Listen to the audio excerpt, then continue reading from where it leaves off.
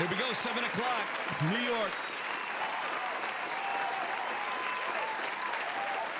CrossFire is live. Going to be a great show for you guys tonight. I know there's only standing room in the back. I apologize to everybody up front. I just want to say thanks to everybody for being here.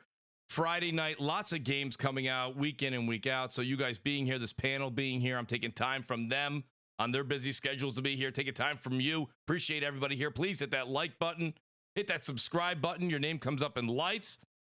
Just really excited to have everybody here tonight. We are going to have an outstanding show. I know a lot of people were looking on Twitter earlier today. I don't know if you guys were having this problem. I was talking to some of the panel members. We'll get into it in a minute, but Discord was giving us a bit of a hard time earlier today, and it seems to have corrected itself. So shout out to the great Zuby Tech. I see him here. Domino Zero. I see JC 2013 out there. Truth Serum. The great WoolleyGamer, who you're going to hear from very soon. Great to have Zuby Tech here, too. Danelle Brown. Danelle, great. You got that bum Wooly on here. You bet I do, Danelle. It's going to be great. I know you guys are very good friends. Very good friends. Great Danelle Brown, everybody. That being said, I do want to say thank you to everybody. If you'll take a few moments here as kind of everybody shuffles in. We do have a few more people joining us tonight as well. Take a look at that outstanding description. You know, it's funny. I watch a lot of shows. It doesn't matter the size of the channels. I always watch a lot of YouTube. I think that's predominantly what I watch nowadays, as probably many of you do as well. And I always look. I always kind of venture down to the description and I take a look. And I notice a lot, even the shows I watch that get, millions of views, they don't do much of a description. I think the description is very important. I don't know what you guys think in the chat. Let me know what you guys think too. Comment below, whether it be now or later on if you're listening. I like writing that description. It gives you guys a quick synopsis of what's going on tonight. But nonetheless, enough patting myself on the back. That is a great looking description, by the way. But if you'll look right above it is the join button. And that join button means the world to me. The great Danelle Brown being a family member. Everyone you see in a blue name, green name, blue and green, depends on what channel you're looking at. But the green names are all family members of the Mooch Maniacs. Love every one of you guys. Every single Danelle Brown, again, he comes out there. Hold on, where is P-Rock at? He's supposed to be here later, Danelle, but we'll get to it. But these guys are all great. We talk in the DMs. We talk on PlayStation, talk on Xbox. I talk to these guys every single week.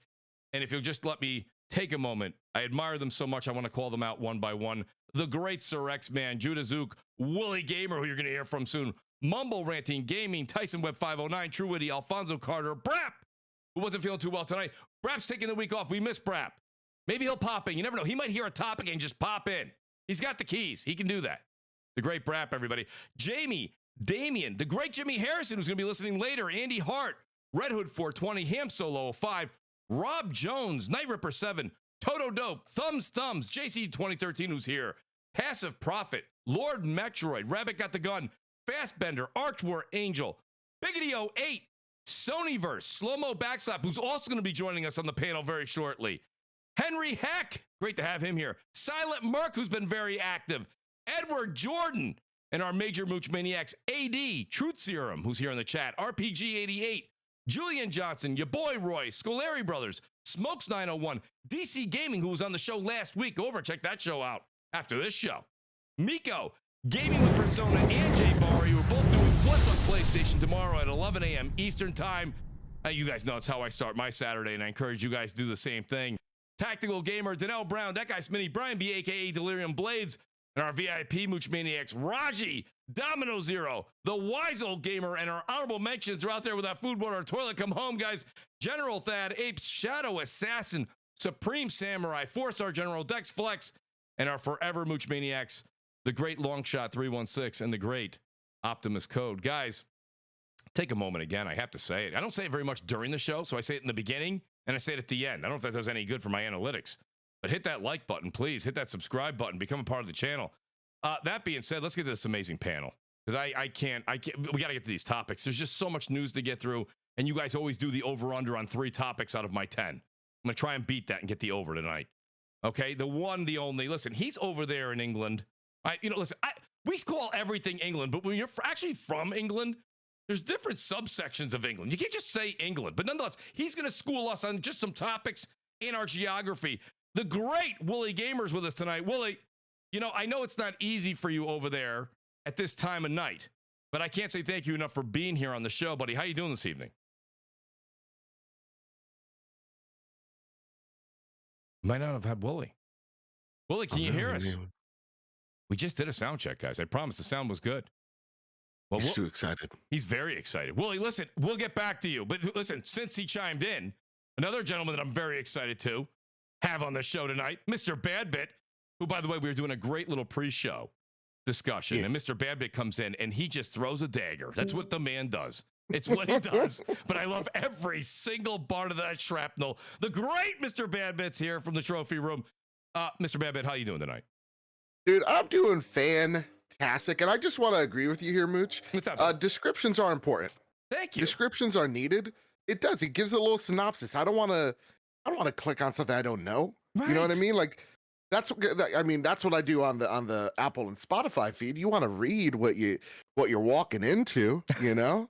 So I agree with you. No, descriptions are important, you know? But nonetheless, I'm happy to be here. I'm happy to wish Jim Ryan farewell. Oh. Sorry, Lion Crying Jim Ryan farewell. And I'm looking to throw my hat in the ring to be the next SIE CEO. Yes. So, well, you have every right listen, I'm looking. I'm looking to take PlayStation to the next level. Buddy, you are definitely on the list of contenders. You do realize that, right? Be careful when you put your resume out there. Listen, I don't like to say anything, but I'm on the short list. Rumor has it I'm on the short list. You certainly are, buddy. Great to have you here tonight, Mr. Babbitt, because we're going to be discussing that as we get going. Pretty much first thing.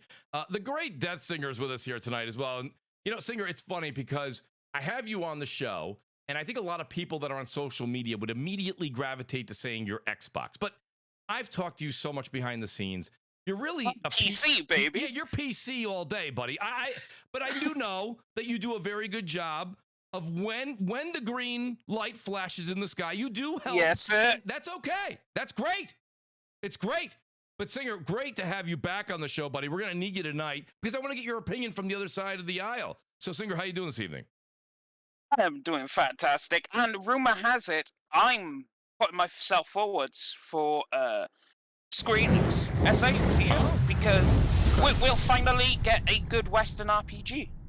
Yes. So I'm nominating myself. Come on, guys. I am the RPG guy. Put me in charge, Singer, is it going to be turn-based or, real-time?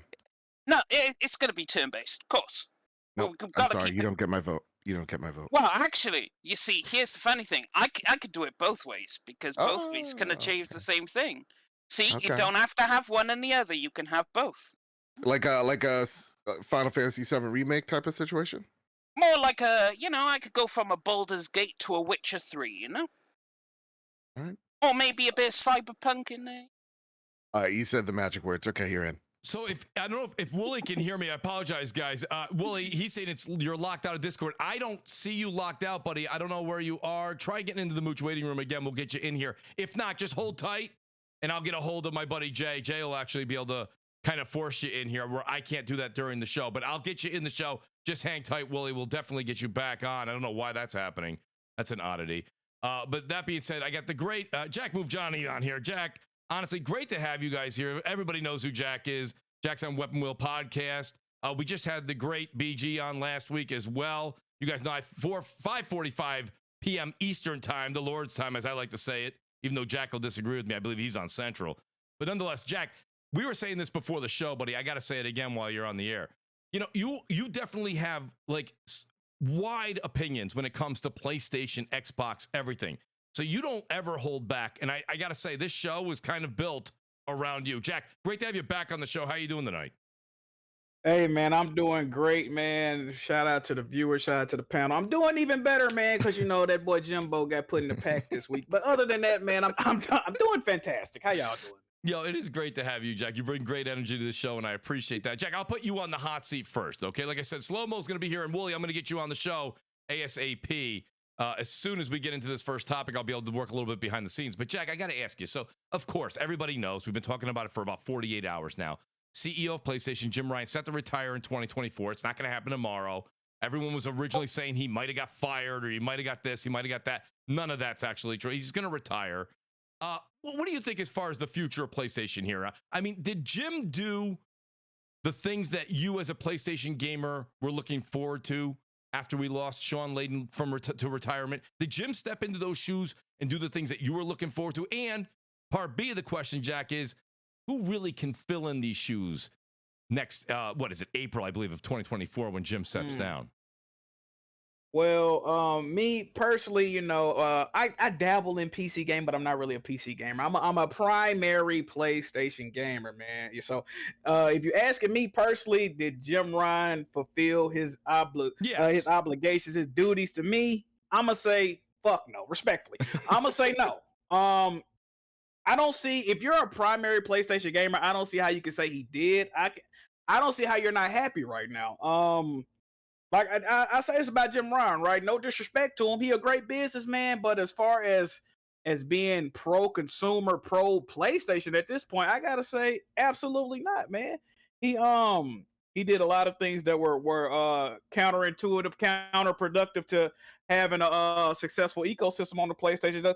I can run down a quick list of things he's done. He came out at the PlayStation reveal and at the PS5 reveal and said, you know, all these games are only possible due to the power of the PS5. And then after the conference, it comes out, all these games are going to be on the PS4. So it's like, what? Okay, I'm confused about that. We believe in generations, you know. So, we're going to have PS5 only games. Right. Great, awesome. Thanks, Jim.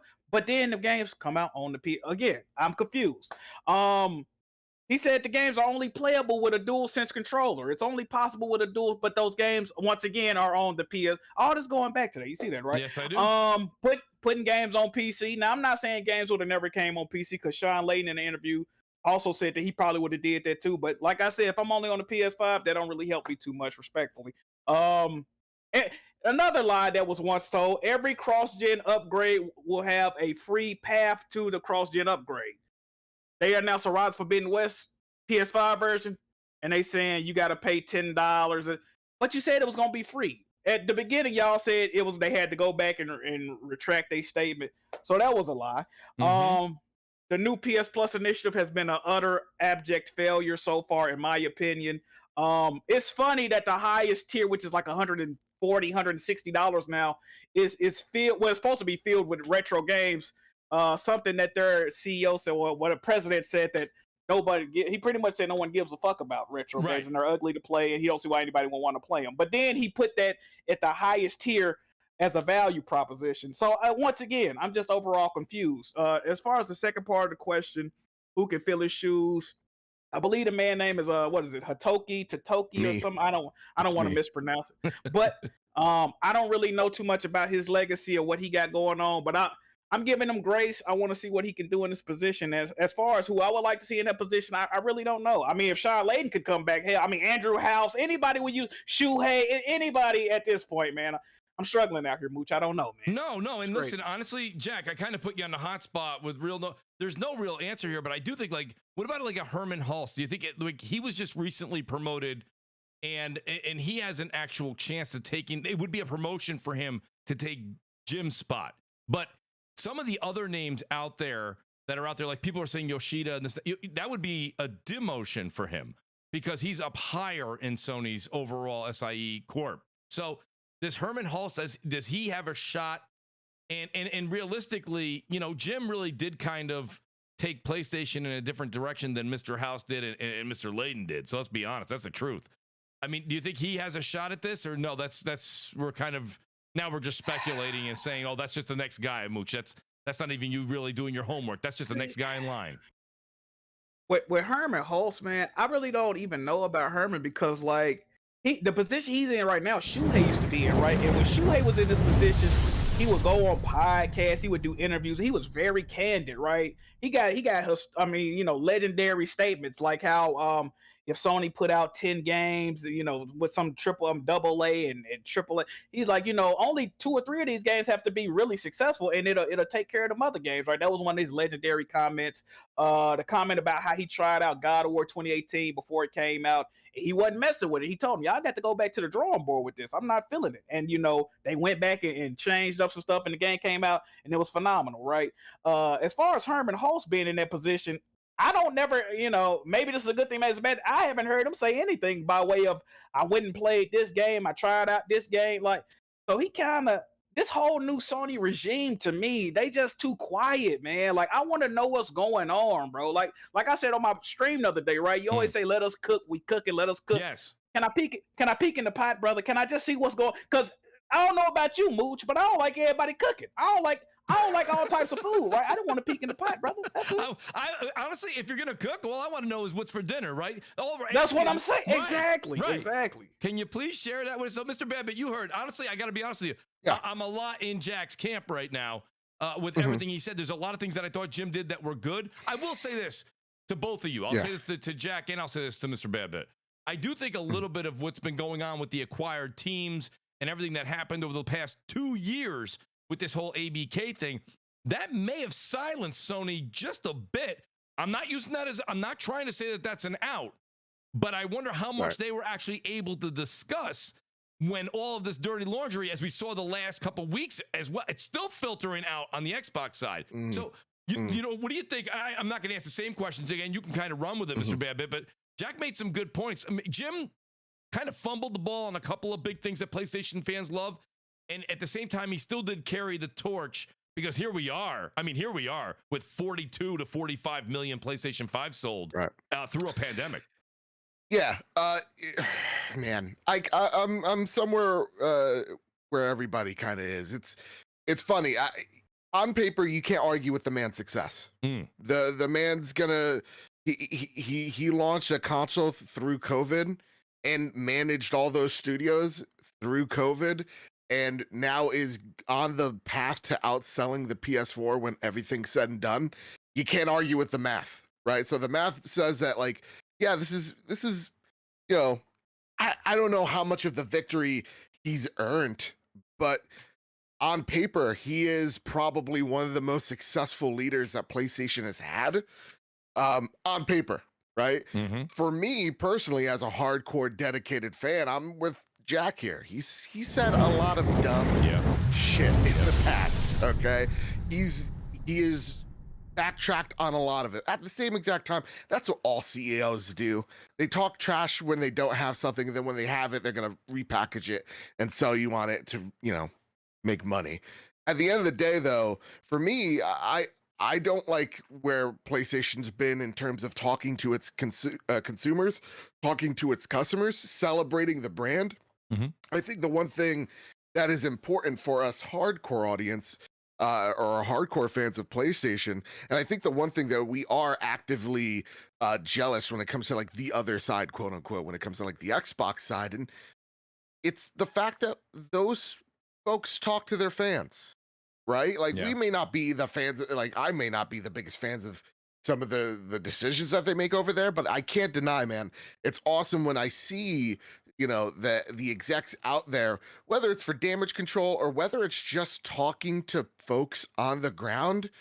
That's awesome. That's great to see. And there's just hasn't been that for PlayStation, right? So, like, I want to see that PlayStation where it's weird again. I want to see that PlayStation that celebrates its own. I want to see a leader that doesn't have to be a gamer, but understands the culture that you know, PlayStation brings, right? So, in one side, you can't argue with the math, right? Like, you may not like the PlayStation extras, but that thing's making money. Right, the new tiers. Yeah, I may not like the decision with, you know, where they're taking their AAA games, but they keep on breaking their records. So it's like it's defying all what we think or say in social media because the man's just making it work somehow. So at the end of the day, I have this weird relationship with him, or really lack thereof, view of him where it's like, yeah, you can't deny math. He definitely is successful. But I am excited to see a PlayStation without him because he has brought a lot of baggage to kind of our doorstep. You know, it's kind of what I said on the trophy room where it's just like, yeah, on paper, he's done a lot of good for the company in terms of profits, but what does that mean for us? Our games are $10 more expensive. Our subscriptions are more expensive for most people out there. Their consoles are now even more expensive under his watch. So it's like, at the end of the day, successful for PlayStation for the consumer. I would say no. But it's going to be an interesting period as to what happens next. There's no name that I can even begin to suggest that's not my own. That could replace him because we don't know yet. Like, we didn't know Phil Spencer until we knew Phil Spencer. right? Until the PR blast came out, and then we can all echo what the PR blast says, right? Like, let's be real. Right. Yeah, like, you know, Shuhei's a great dude. I've heard like stories behind the scenes where he's like, that guy's relentless. He's good at what he does because he could pick apart something. He makes you freaking nervous. So like, to me, as much as I like a friendly face, I want a person that's going to deliver me the games that I'm want to experience from PlayStation. So I don't know, man. It's kind of a mixed bag when I think about Jim. You can't deny the success, but at the same exact time, we can't deny the missteps, errors, and weird quotes. So, Mr. Madbit, you and Jack, you guys made some great points here. And Singer, I'm going to go to you next as we also welcome the great Gaming Forte who's with us tonight. The great Domino Zero says, Spidey 2 hype, fly, Eagles, fly. Domino, please. You're already 3-0, and my guys are 1-2. It's not good. Shout out to Hindsight with Hustle. Shout out to Hustle. He says, Jack's spitting right now. And Light X says, the Jim era saw PS5 with massive sales, tons of launch exclusives, PS5, VR2, and made Sony a ton of money. Seems like a success. So Light X is a little happy with what he's seen there. Singer, I'm going to you right now with kind of like a different side of it right now. You heard Jack and you heard Mr. Badbit, both of them saying some of the good, some of the ugly coming from the Jim Ryan years. But Singer, you know what's funny? If you're going to play devil's advocate on the other side of the aisle, right? Because that's what's fun about being the host of the show. Playing devil's advocate, I think a lot of the things that Jim Ryan did that kind of got on Jack's bad side were things that a lot of the Xbox community was saying, well, now you're doing what we're doing. That's exactly the things that you're going down our path. Do you think maybe now with Jim gone, do you think that the new person, the successor, if you will, may revert back to a little bit of the old school Sony, especially going with what the interim CEO to be stepping in who has 36 to 38 years of experience with Sony? Singer, could this be Sony going back to its old roots possibly? I would say no. I'd say Jim has laid the whole day and date with PC. Like, that's going to come to its fruition with the live service games. They're going to be day and date with PC guaranteed. And it seems the time period between games releasing on PS5 and PC is getting shorter. Like, it is really quick how some of these games end up on there. And I don't know who the next person is, but they might go in a completely different direction. We've seen how CEOs could change companies. Look at Square, right? Square was going in one specific direction. They got a new CEO. Okay, he's taking it in a different direction. So you might not necessarily get a Sean Layden or a Jim Ryan. You might get someone completely new who does some wacky shit like put everything on mobile or something. I don't know. So it's until we find out who it is. That ain't out of the question, my friend. Exactly. So until we find out who it is and what they do and what their angle is, it's up in the air because it might become even worse if the wrong person's put in charge and they're like, okay, so we're gonna have God of War mobile, we'll have Horizon mobile, we'll have this mobile, and then you'll be like, I know Jack will be fuming and people will be upset, but it could be an old school person, but I doubt it's gonna be Sony. Sony of PS4, PS3, you're not getting that Sony back, I don't think. It's done. They'll go in the new direction. Okay, so now, Forte, what do you think? You hear Singer say that. I got to be honest with you. I kind of lean a little bit more towards what Singer's saying, but is there any chance, Forte, they kind of go back to the Sony of old? Nah, it's a wrap on that, bro. We all know you have the first of all, 3 weeks in a row, baby. Let's go. Yes, thank you, Forte. I felt your energy last week that I was like, I gotta make it happen. So no, I think it's kind of set in stone at this point now. I mean, it's not to say that it's going to stay like that forever, but it takes, I mean, we're talking about billion dollar companies right here, and you don't just course correct overnight. You know, the biggest thing that really sticks out to me, first of all, I don't think he was forced out. I think it was just time for it was time for him to go. It's a lot of different things that could kind of pack onto that, but I do think the real talk. We talked about it in the trophy room. I'm sorry to cut you off. Yeah, but no, go ahead. Every exec after what is it? After the first one, which again, brain fart. They last about 4 or 5 years. So like this is the lifespan of a PlayStation CEO. So it's not like surprising. Sorry, so no, you're good. So the biggest thing is I want people to kind of, think at, we try to look at this stuff from like 30, 40,000 feet. Sometimes you got to go down to 5,000 feet to kind of really think about what's going on, like kind of take a whole snapshot of the picture. This is something that we talked about. Jim Ryan took over in 2019, and a lot of stuff happened since then. Now, I can honestly say, and this is just my opinion, I feel like the perfect person was in charge of PlayStation when all of this crazy stuff happened.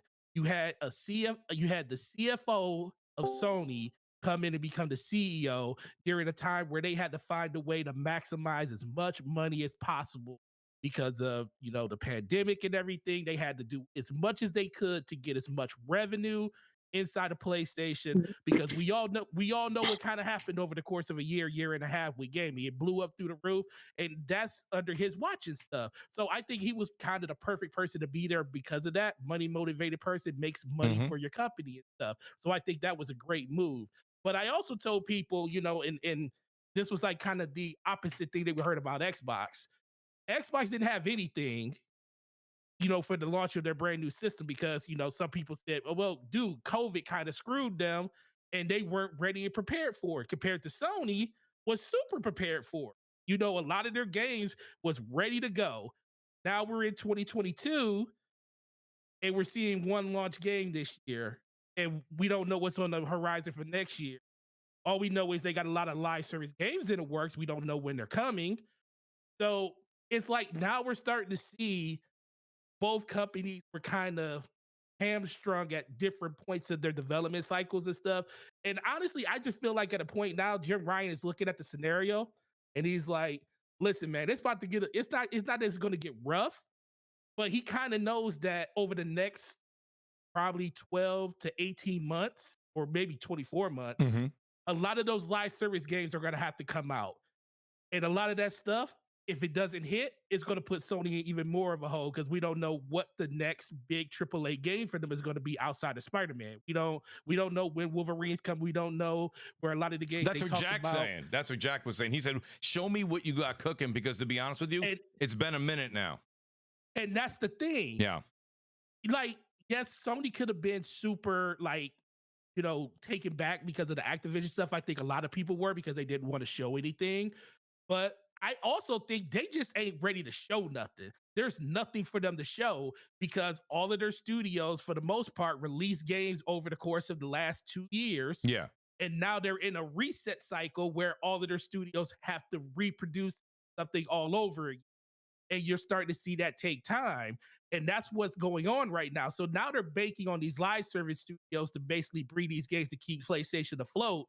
And Jim is probably like, listen, I did my thing. I stabilized the company. And somebody said something really interesting on DPS yesterday when he was talking in the chat. Normally, companies that need to stabilize themselves, they turn to their financial team. They'll put financial people in charge to kind of stabilize the company because let's be for real, it was about surviving over the last 2 to 3 years. Yes, they thrived in gaming, blew up out of this world because more people were playing games than ever. But we always knew that it was a mountaintop to that. Like, yeah, there's still a lot of people playing games now, but it's still not as many people as playing games back in 2020 and 21, where people were just literally trying to find something to do instead of sitting in their house all day. So now we're starting to hit this equilibrium part where a lot of people are either doing other things and they're still playing games, but not as much as they're doing before. You got Sean Layton out there talking about, we can't live in the middle. You either got to go all in on these high-end games and hope people buy them, or you got to go to the live service side of it because that's where the bigger pie is. And I think that's the side that Sony is kind of going to. And I think Sony as a whole, they're like in this lost in limbo part. It's like they know what their identity is, but their identity isn't going to be for probably another 2 years until they can get some other games out there that actually entice the people that want that identity. So they're banking on the short game to hope that some of these other games that pop off in live service. And I think Jim Ryan is like, listen, I don't know what's going to happen. Bungie's running everything on the back end for them, and I think that's a whole nother thing too. You know, Bungie's basically over PlayStation when it comes to what's going to happen with those games, and PlayStation really doesn't have any say over that. Yeah. So we don't know what's going to happen, and it's kind of out of Jim Ryan's hands. So as a CEO of the company, you're coming up on 30 years. You're like, listen, I did my job. The company's never been in a financial better state. Yep. Time for me to step back so I And can let somebody else take over. Okay. And to add to that too, Forte, this is again, like we can't think backwards, right? We got to think forwards. Exactly. So like you're like Jim's like, here's all of my ideas. I saw them to fruition. Yep. You know, the next 5 years of PlayStation, that's actually gonna be what the Jim Ryan PlayStation it was. Yep. And now you're taking a look at, okay, so now what does the next 5 to 10 years are going to look like in this realm, right? So like, you know, Death Singer was talking about mobile, right? And we all joke about it now, but we just saw an iPhone can play theoretically Mirage and Resident Evil. So like, Death Stranding. What's that? And Death Stranding and Death Stranding and all that stuff, right? So like, what is games going to look like 5 to 10 years from now? Now, none of us have the answer to it, or else we'd be sitting in that boardroom. And that's the thing that you just said, Bad Bit, because I've been telling people all this year that this is the year of Jim Ryan. This is the year that Jim Ryan's PlayStation is literally, it's like up until this point, John Layton's vision on all of those games, even the manufacturing and the art and the design of the PlayStation 5, that was all done under Sean Layton. And it was. And then all of a sudden you have Jim Ryan just ushering and making sure it just doesn't get jacked up. Right. Now you're starting to see that this is what Jim Ryan's vision is, and it's going to take a long time for anybody, because all of this stuff is in development. Whatever things they have planned, they're going to see them to fruition at this point because they spent a lot of money, and we got to see what that vision looks like before they can course correct again. And that's why Batman just said you might be looking at 2 to 3 years, 4 years before it gets a chance to change. And 100% right. Like even when for the last 2 to 3 years, we've been talking about Apple, Google, Amazon. How do they enter the gaming market? Because you're seeing all of these higher ups talking about Apple, Google. They're still talking about Google as a possible threat to gaming. And we're all scratching our heads going, is Apple gonna like invest in, let's just say some crazy theories like Apple gonna go buy a major publisher? Maybe Apple buys PlayStation because they're so, synergistic, it seems lately, right? But no, you're seeing their plan. It's like, no, it surrounds iOS.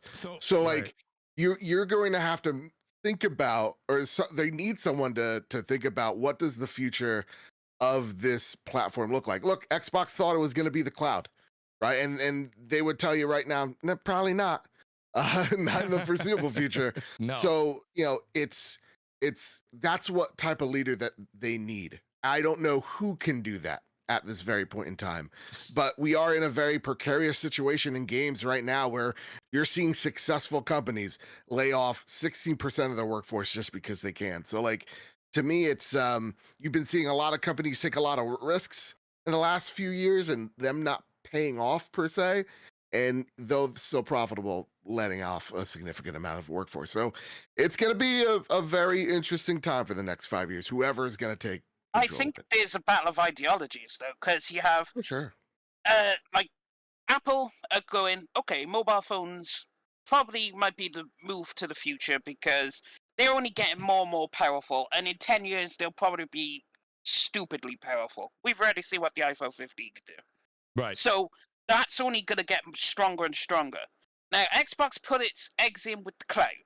But again, cloud is a long play the same as mobile. You're looking 10 years in the future. Other people are probably looking at other things going, well, let's see what hits. So one of these ideas is going to take over, but which idea will actually take over? Absolutely. And that's what you're going to, so like, we kind of understand what like Xbox's what's on their vision board, you can kind of see what Apple and Google's on their vision board. Now PlayStation needs someone to go, okay, what's on our vision board? What is mobile going to look like for us? Because look at what's been happening to them in the mobile side of things. They're very much still figuring it out. Mhm. So there's just whatever. it's So who's gonna be. I want to say this though. The head there. You guys are going down that rabbit hole, which, by the way, everything you're saying is more than a possibility. But I want to introduce the great Porter Rock has joined us as well.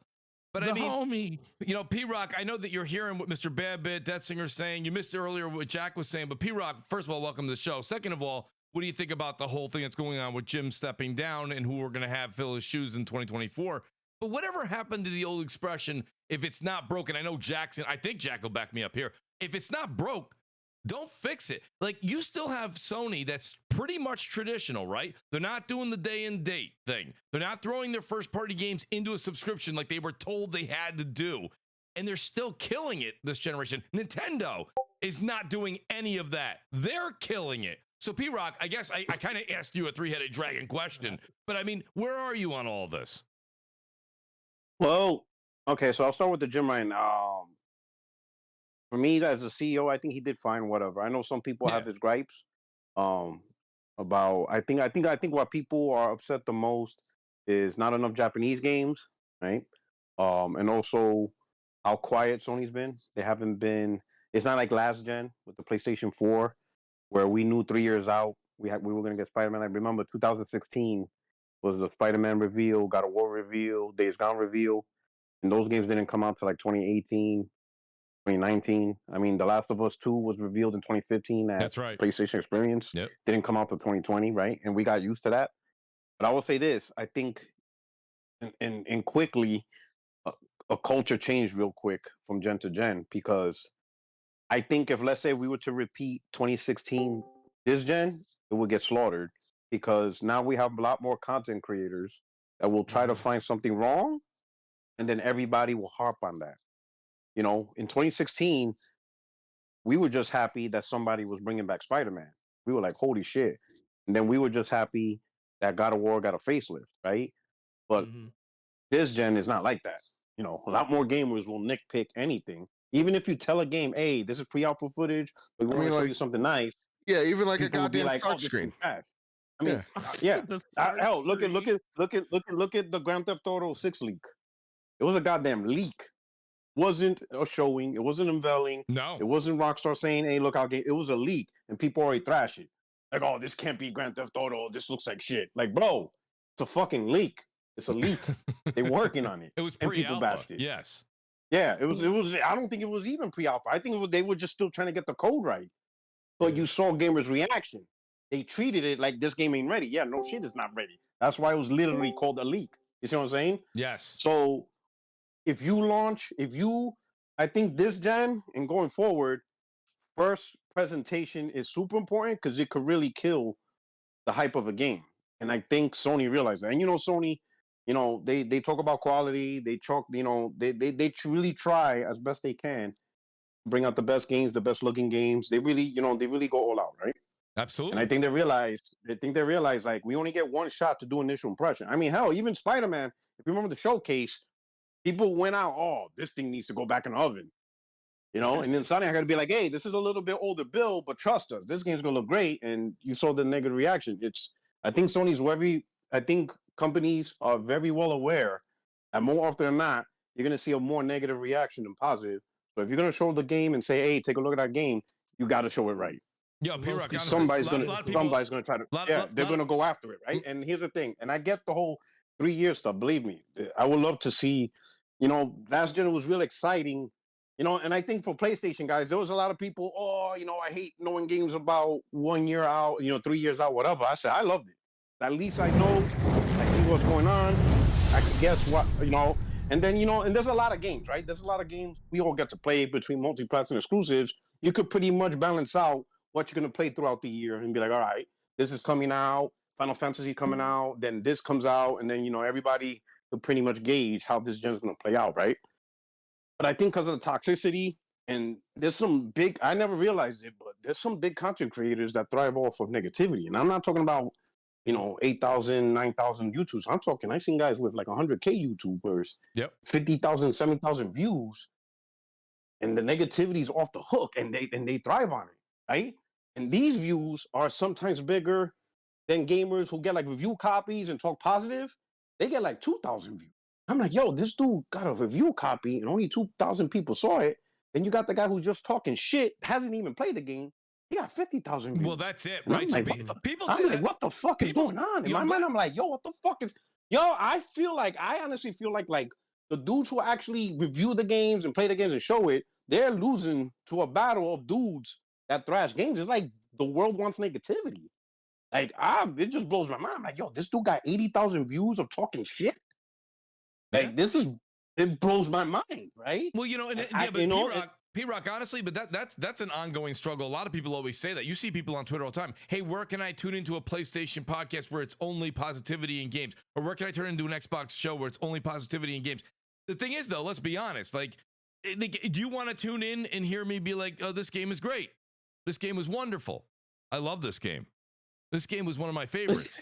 Right? You're already tuned out. And listen, Like, I'm not the most positive guy, but you know what I'm saying? I don't go out my way to bash a game I haven't played or anything like that. Mostly I just talk about decisions and directions, stuff like that, right? And an actual game and stuff like that. I don't go out my way, whatever. Right? But you got dudes who actually have the game, they got a preview copy, they show it, they do this, and I'm like, oh man, good looking out. Let me check out his review. And only like 2,000 people, 3,000 people saw it. And I'm like, yo, how the hell is this possible? And yet you got somebody who probably didn't even get a preview copy. They bought it, and within a day, oh my God, worst game ever. Oh my God, uses a pronoun. 50,000 views. I'm like, oh wow, that's really what it takes. I'm like, so when you have these huge offbeat metrics, right? These huge metrics that are just ridiculous. I think these companies realize, listen, if we don't show our shit right, we're gonna get hammered. And once you go down that dark path, it is hard to course correct. Oh, it is hard. Even if you update it, it doesn't matter. The damage is done. It's just some people will see that game as broken forever. And there's like Phantom Liberty, like Cyberpunk is lucky. I don't know. Well, I think it's because CD Projekt Red has a special place in everybody's heart. Well, because they generally do good. Well, CD Projekt Red definitely did have like an ace card in their back pocket to be able to pull out. But to be honest with you, they got run through it too when 2019 came through. Shout out to Danelle Brown. He said Nintendo does not talk to their fans. Basically, what you were saying earlier, you don't have to have somebody who's buddy. I know a lot of the Xbox brass they hang out in air quotes on Twitter with a lot of people. But like realistically, you don't have to do that. Danelle Brown also says, say it with me, the New York Yankees are eliminated. Danelle Brown, let's take it easy. Thank God the super chat's working. Appreciate it, Danelle. Danelle, watch your mouth. You're a Raiders fan. Watch your mouth. Stop. You're an embarrassment. I don't even know why you actually have that as an avatar. Stop it. Stop it right now. BRAP, you couldn't have come at a better time, buddy. Good to have you here. By the way, the great WoolleyGamer, we did get him back in here, and then it seemingly is bouncing out. I don't know if it's because Woolly's using his phone. Woolley, you keep trying to get in here. We're going to pull you into the show. I don't know what's going on. I had an awful time with Discord this morning. That's all I know. I almost didn't think I was going to be able to do the show because Discord wasn't working. But BRAP, he's trying to log on with his PlayStation Portal. It might be that. Hey, listen, give it up, man. That portal. Let it go. Yeah, Mooch. By the way, I didn't realize we'd had a lot of Yankees fans in here, and I'm relishing this today because my Baltimore Orioles are AL American League East champions. So yeah. You win the World Series, then come back. Hey, you know what? Hey, listen. Any year the Yankees don't win the World Series is a win for me. Listen, that's true. It's hard to win them.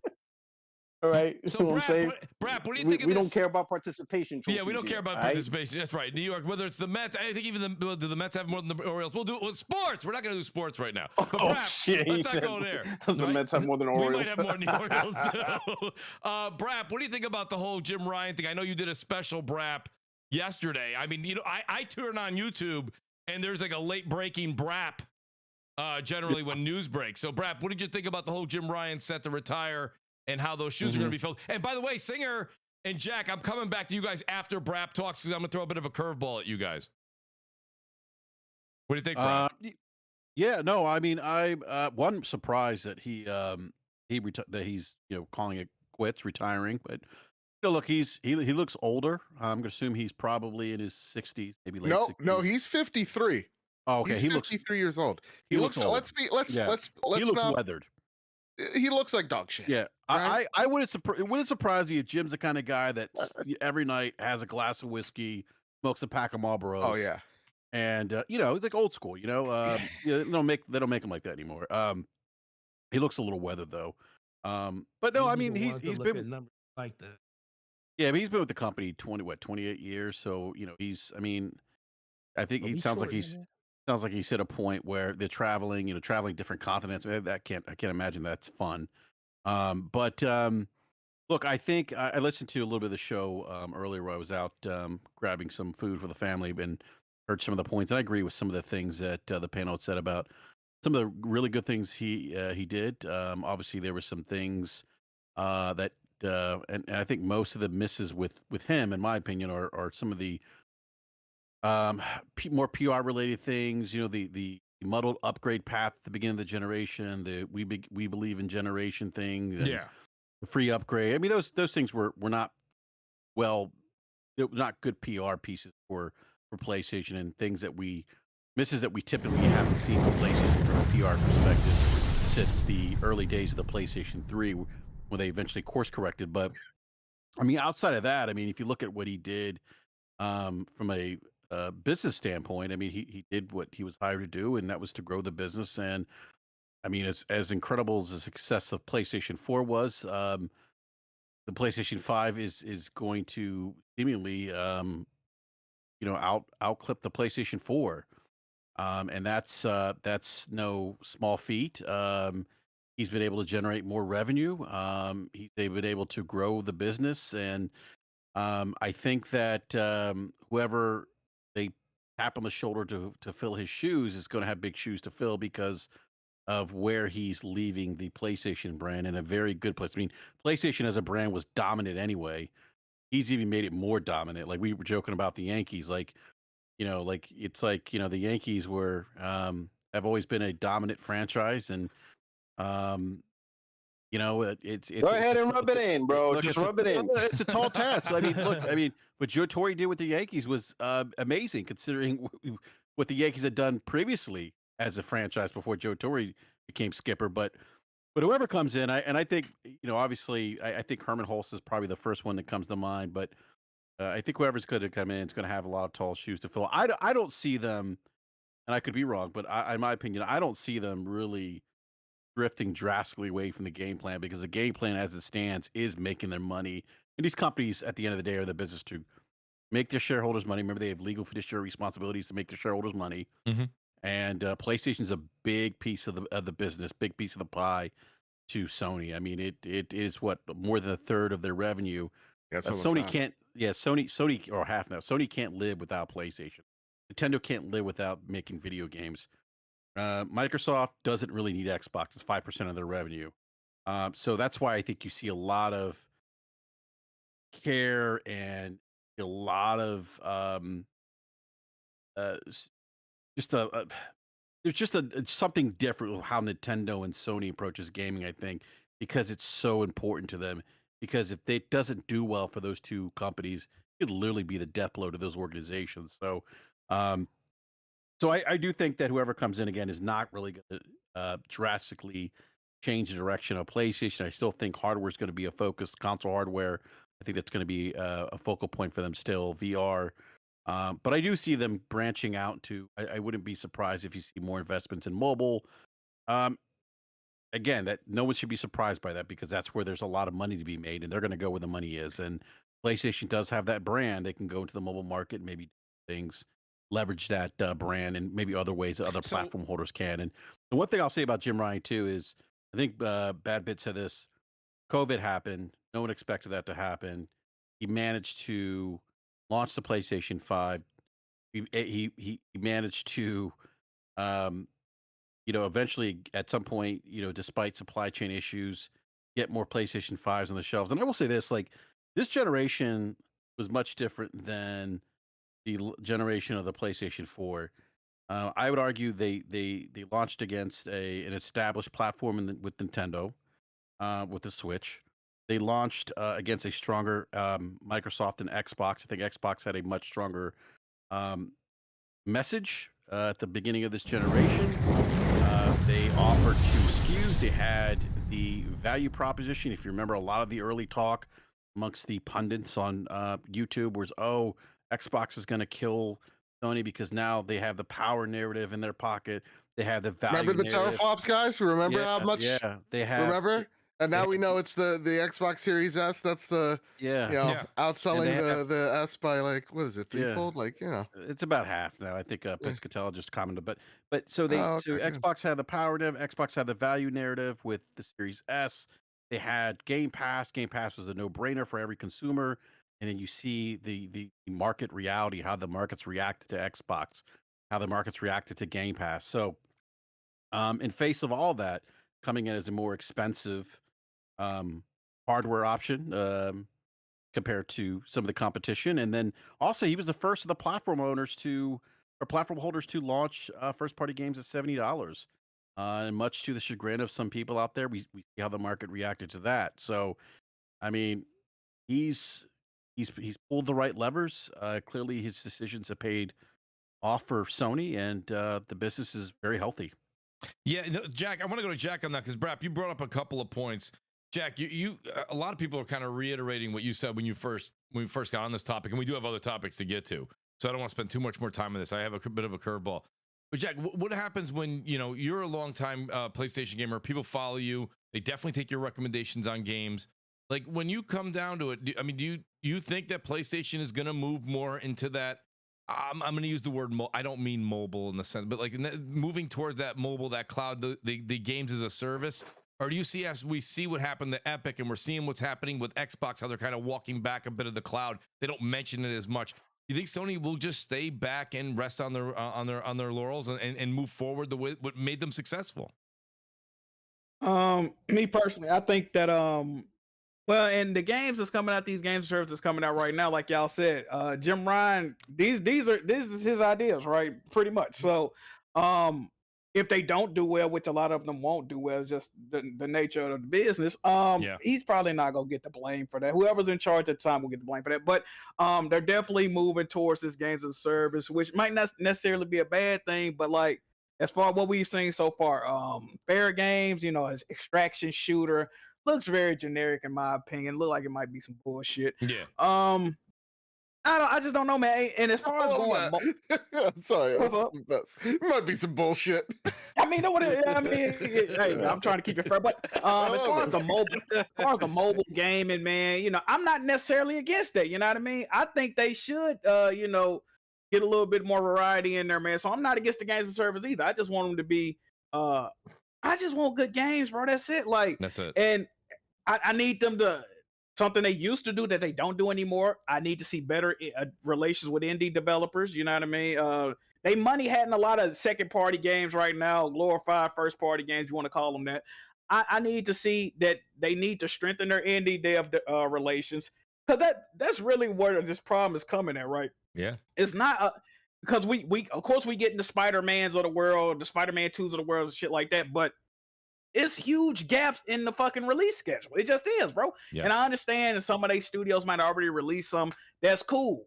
But at the end of the day, I would say that's bad management at the end of the day. Look at Xbox One. When it first released, they for lack of a better term, they blew their load at the beginning, right? Yep. Yeah, they had the games, but then it was just this long ass stretch of nothing. And that's where that whole Xbox got no games came from. So PlayStation did the same exact thing. Like you said earlier, they're mirroring Xbox damn near to a T, which is ridiculous because Xbox was in last place and they mirroring the shit they did. Like, brother, what are y'all doing? Like, no, hey, this shit is crazy, man. And they're clearly focused on game services. I think they even said that over half of their revenue going forward, the profits is going towards R&D for games as a service, which they're not starting off on a good front. And we can run it down real quick. Deviation was making the games as a service. They laid off 90 of their employees. Yep. The game is rumored to be in either developmental hell or it might never come out, right? That's one. Factions 2, they've been working on for God knows how long. They've shown us 2 JPEGs of the game and no updates. And it's been confirmed to be delayed. So where is that at, right? Jade Raymond studio. I don't listen, man. I don't know what's going on over there, man. It's just a whole bunch of fuckery at this point, as far as I'm concerned. All these games are vaporware until I actually see a game come out, bro. And I don't know if Concord was a games of service or not, but you see somebody eating a fucking ham sandwich in a spaceship. Like, brother, I need to see some gameplay. I need to see some compelling content. And this initiative so far has not produced any of that. So I think, so Jack makes a good point there, and I'll hand the mic over. Was that Forte? I didn't look over to see. Forte. I'll give you the mic. Yeah. So Jack makes a point with about a third of the games, especially some of the new teams that we've heard about. But, we don't know what's going on with Sony Santa Monica. We know Corey Balrog's working on something. We know Sucker Punch working on something. We know Naughty Dog's not only doing factions, which I know that there's a lot of bad press around factions too, whatever they want to call it now. But they've also got a single player game that they're working on, some sort of fantasy thing that they've been. Neil Druckmann, he's Neil and that team. You guys know, man. Listen, call it fanboy, call it what you want. The Last of Us just hits me the right way. You guys know I love. I'm still watching. Right. I'm still watching the Walking Dead series. Okay, so you guys know anything post-apocalyptic. Yeah, I'm there. I'm signed up. So I still think that Sony, but it goes back to what Bad Bit was saying. This is reminding me a lot of when 2015 with the PS4 era, where PlayStation didn't have a lot, but then when the end of 15, 16, 17, 18, they were hitting. So I'm wondering if that's the same case where the end of 22, 23 was their old 2015, and now we're going to start to see something. But it goes back to what Jack said again, where they got to show us. We can't sit here and just speculate, and we can't give them the benefit of the doubt. So the only thing we've seen so far are these games as a service, and we're only hearing lip service from the first-party studios. We're not seeing any context. Go ahead, and I got to get Forte the mic. It's the thing with to talk about Bungie for a second. PlayStation's never done this before. That's why I always give them a bit of the benefit of the doubt here in terms of like how much power Bungie has, because like I see Deviation's closure and it's like it doesn't affect me because I never saw that game. As factions, we're all getting kind of tired of it because it's kind of what Porter Rock said, right?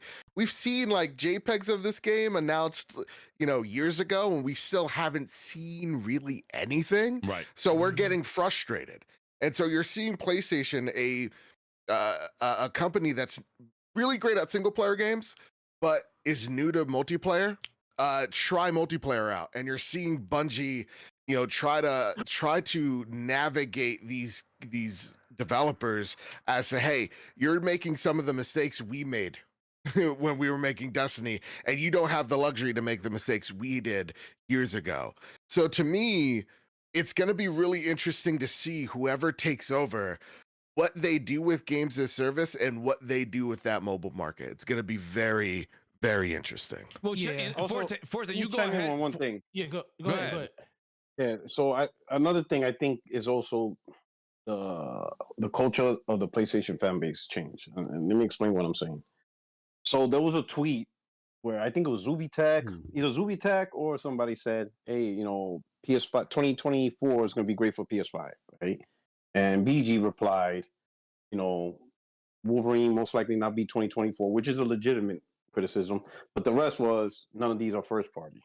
And then that whole thread became about, it's not first party, so don't talk about it, blah, blah, blah. And then it became a question of don't rely on third party, don't rely on first party.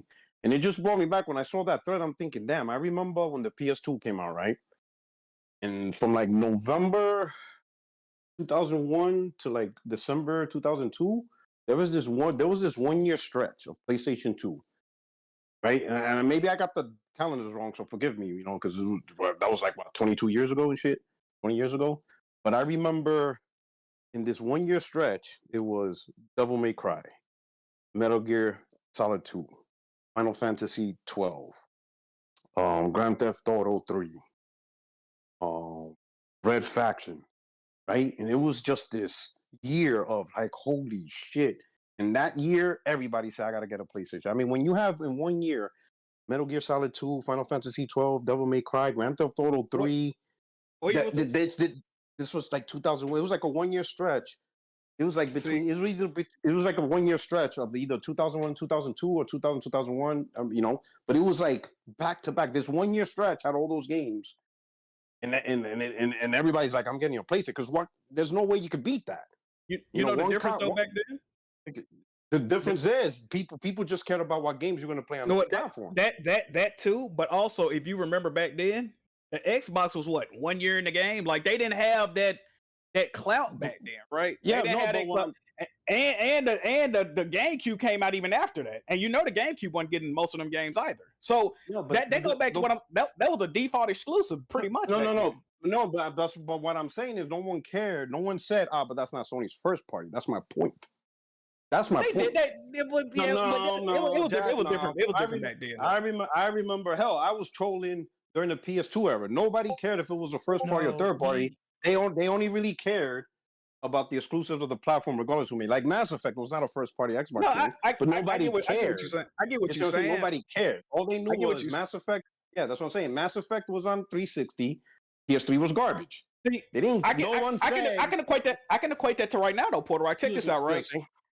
So probably about 5-6 years ago, right? If we was doing the console war shit, I could be like, PlayStation, man, we got MLB the Show. We got even if you like JRPGs, we got Persona. We the only place getting Persona, bro. The mainline joints. We the only place getting Yakuzas for real. Like we really eating good over here at PlayStation, right? And that would be a valid point. Now, is that a valid point?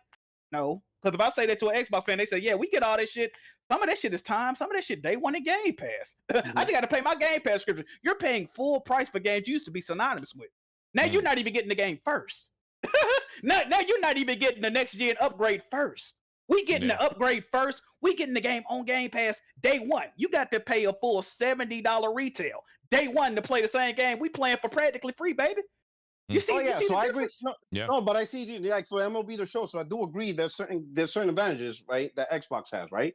But at the same time, the advantages that PlayStation has gets automatically dismissed simply because it's not first. But like Final Fantasy VII, but like let me put it this way. That's a good point. Final Fantasy Rebirth comes out in February.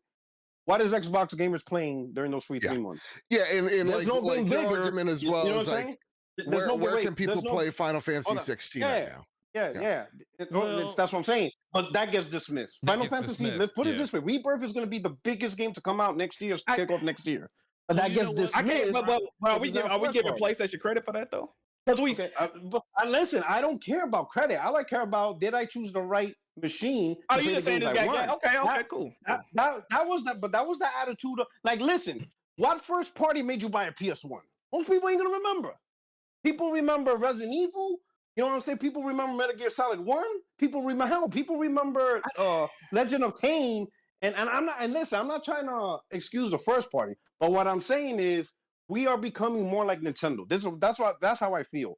That you only buy PlayStation for PlayStation first party. Little by little, that's what we're transitioning to. Yeah, that's what it became. PlayStation was never like that. So PlayStation was all the content they're gonna try to get, whether it's their own first party, second party, or with third party partners, they're gonna try to make the platform the best place to play and get you all the content to you. So P-Rock, it is shifting that way. It is shifting that way. But let me give the audience a bit of a voice here, because the audience is really kind of going off here. They feel a little bit of what you said at the end there.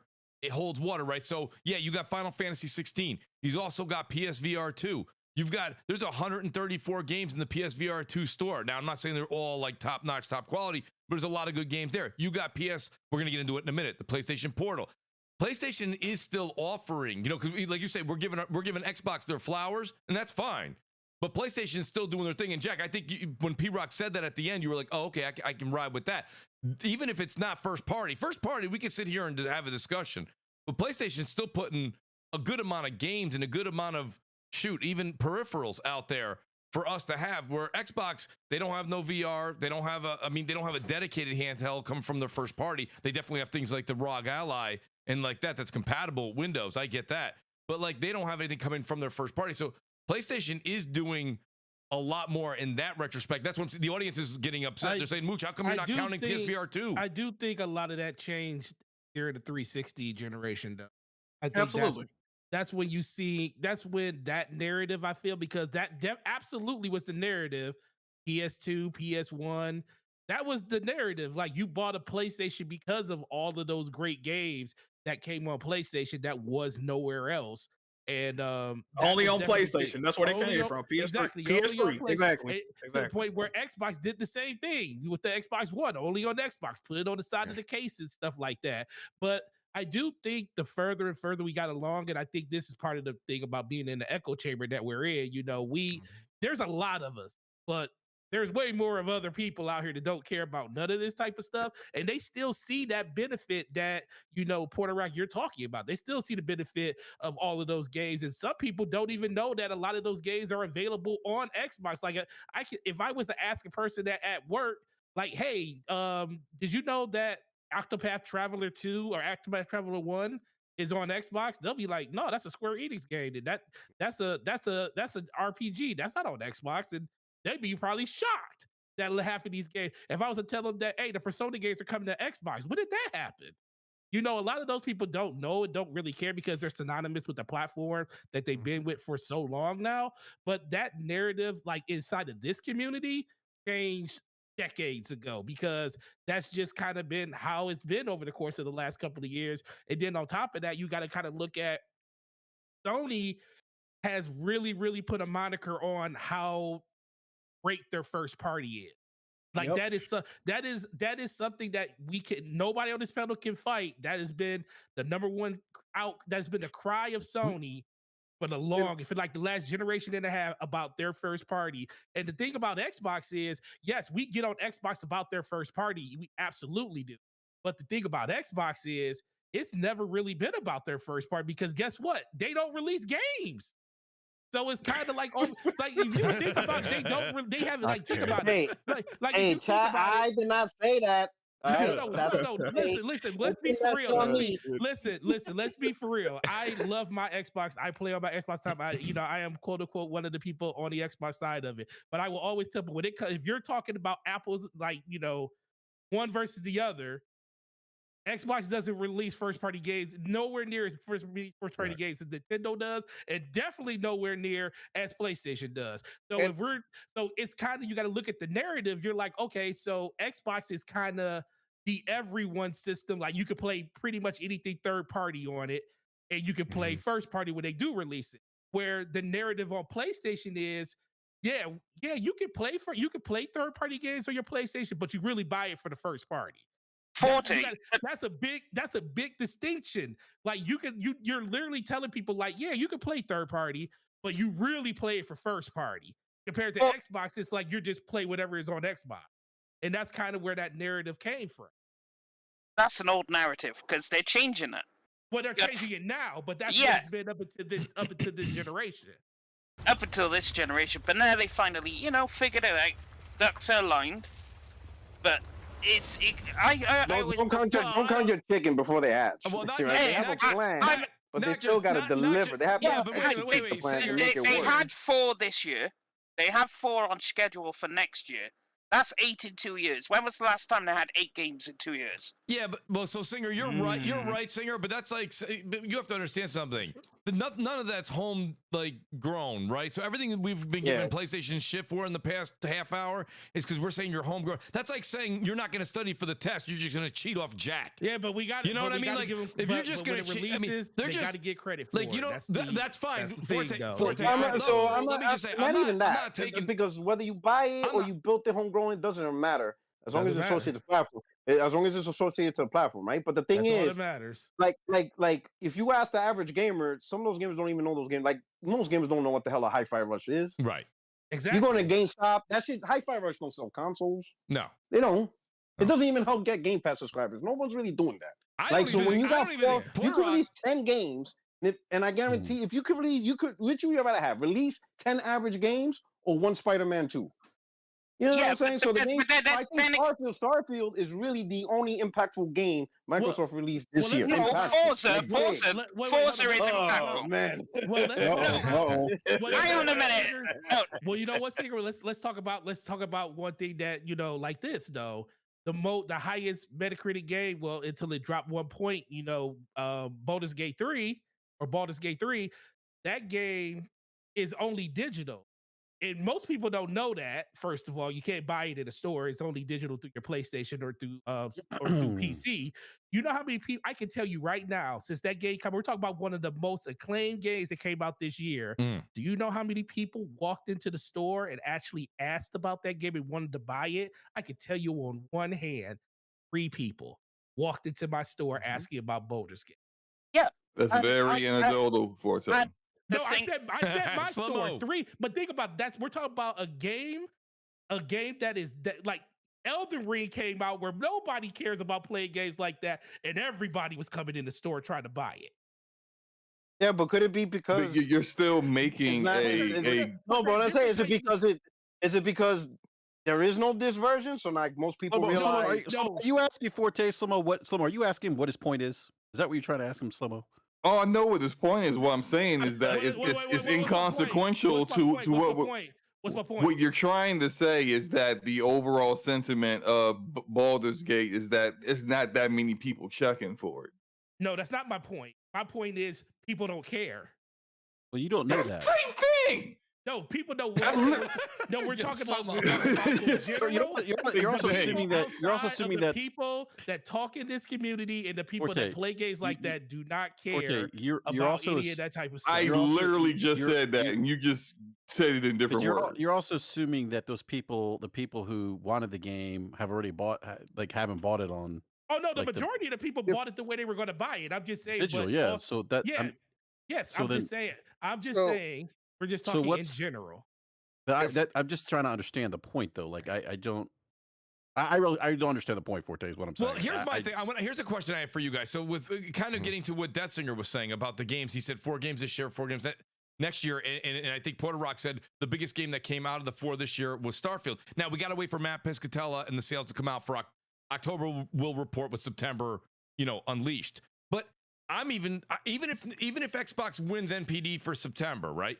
I don't think the number is going to be that much of a trump card over PlayStation 5 in sales worldwide. And if Starfield, Bethesda's baby for 25 years, their biggest pet project, doesn't move the needle, then is Avowed going to do it?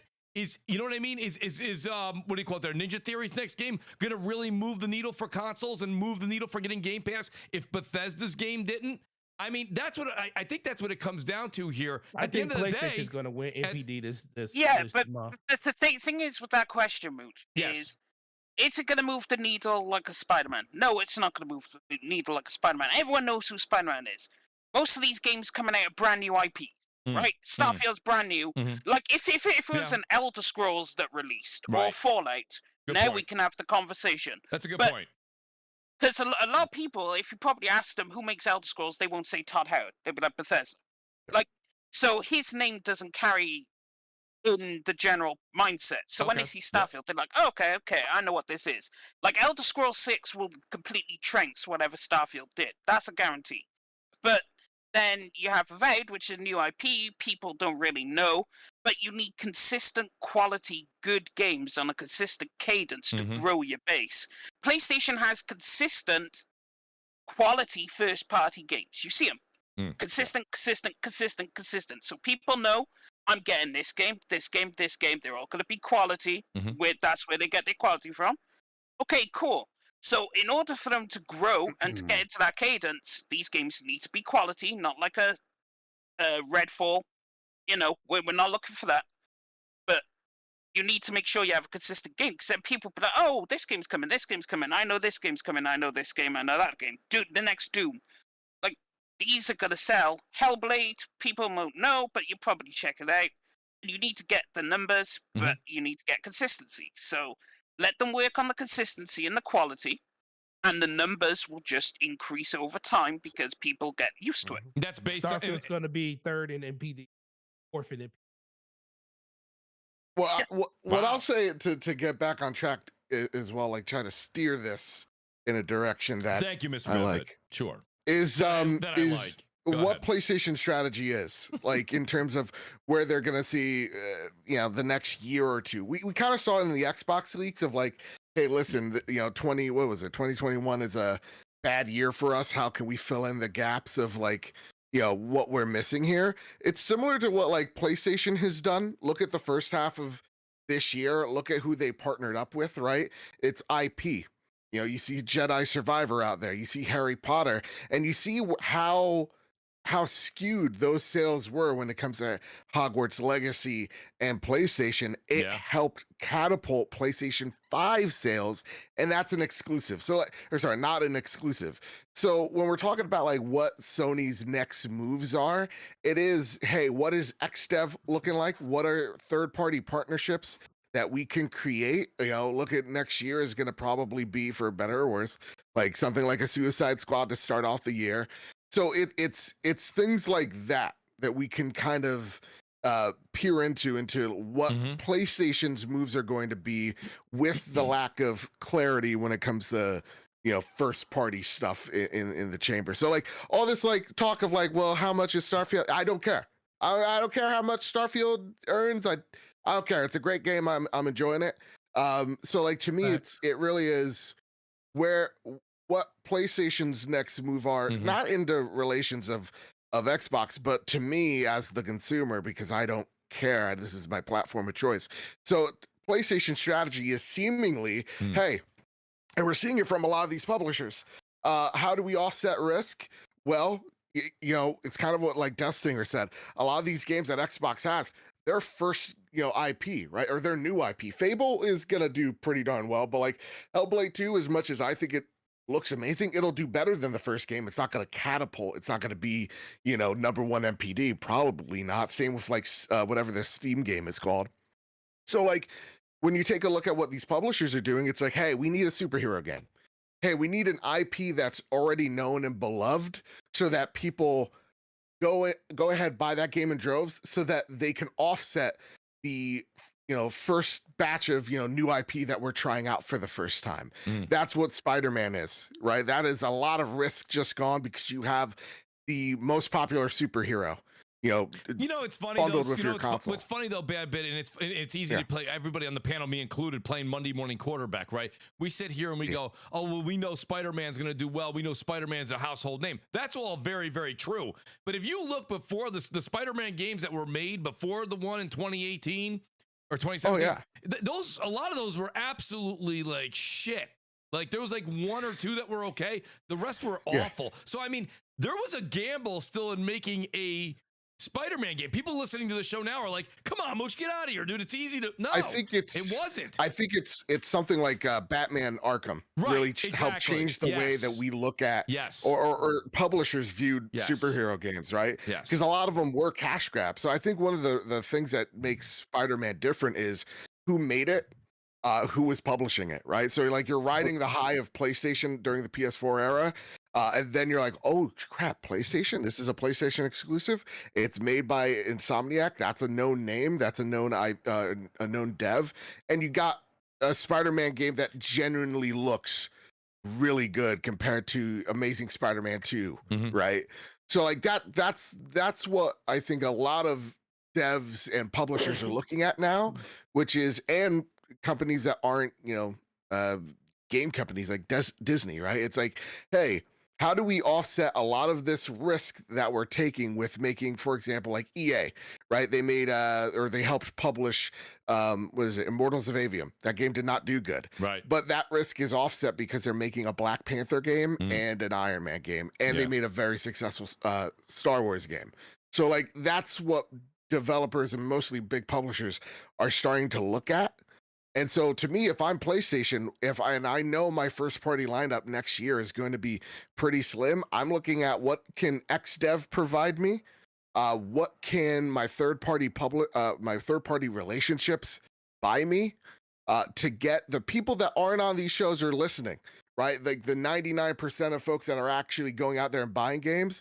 Like one of my friends legitimately thought, because she is just a Harry Potter dork, that the only way to get Hogwarts was via PlayStation 5, right?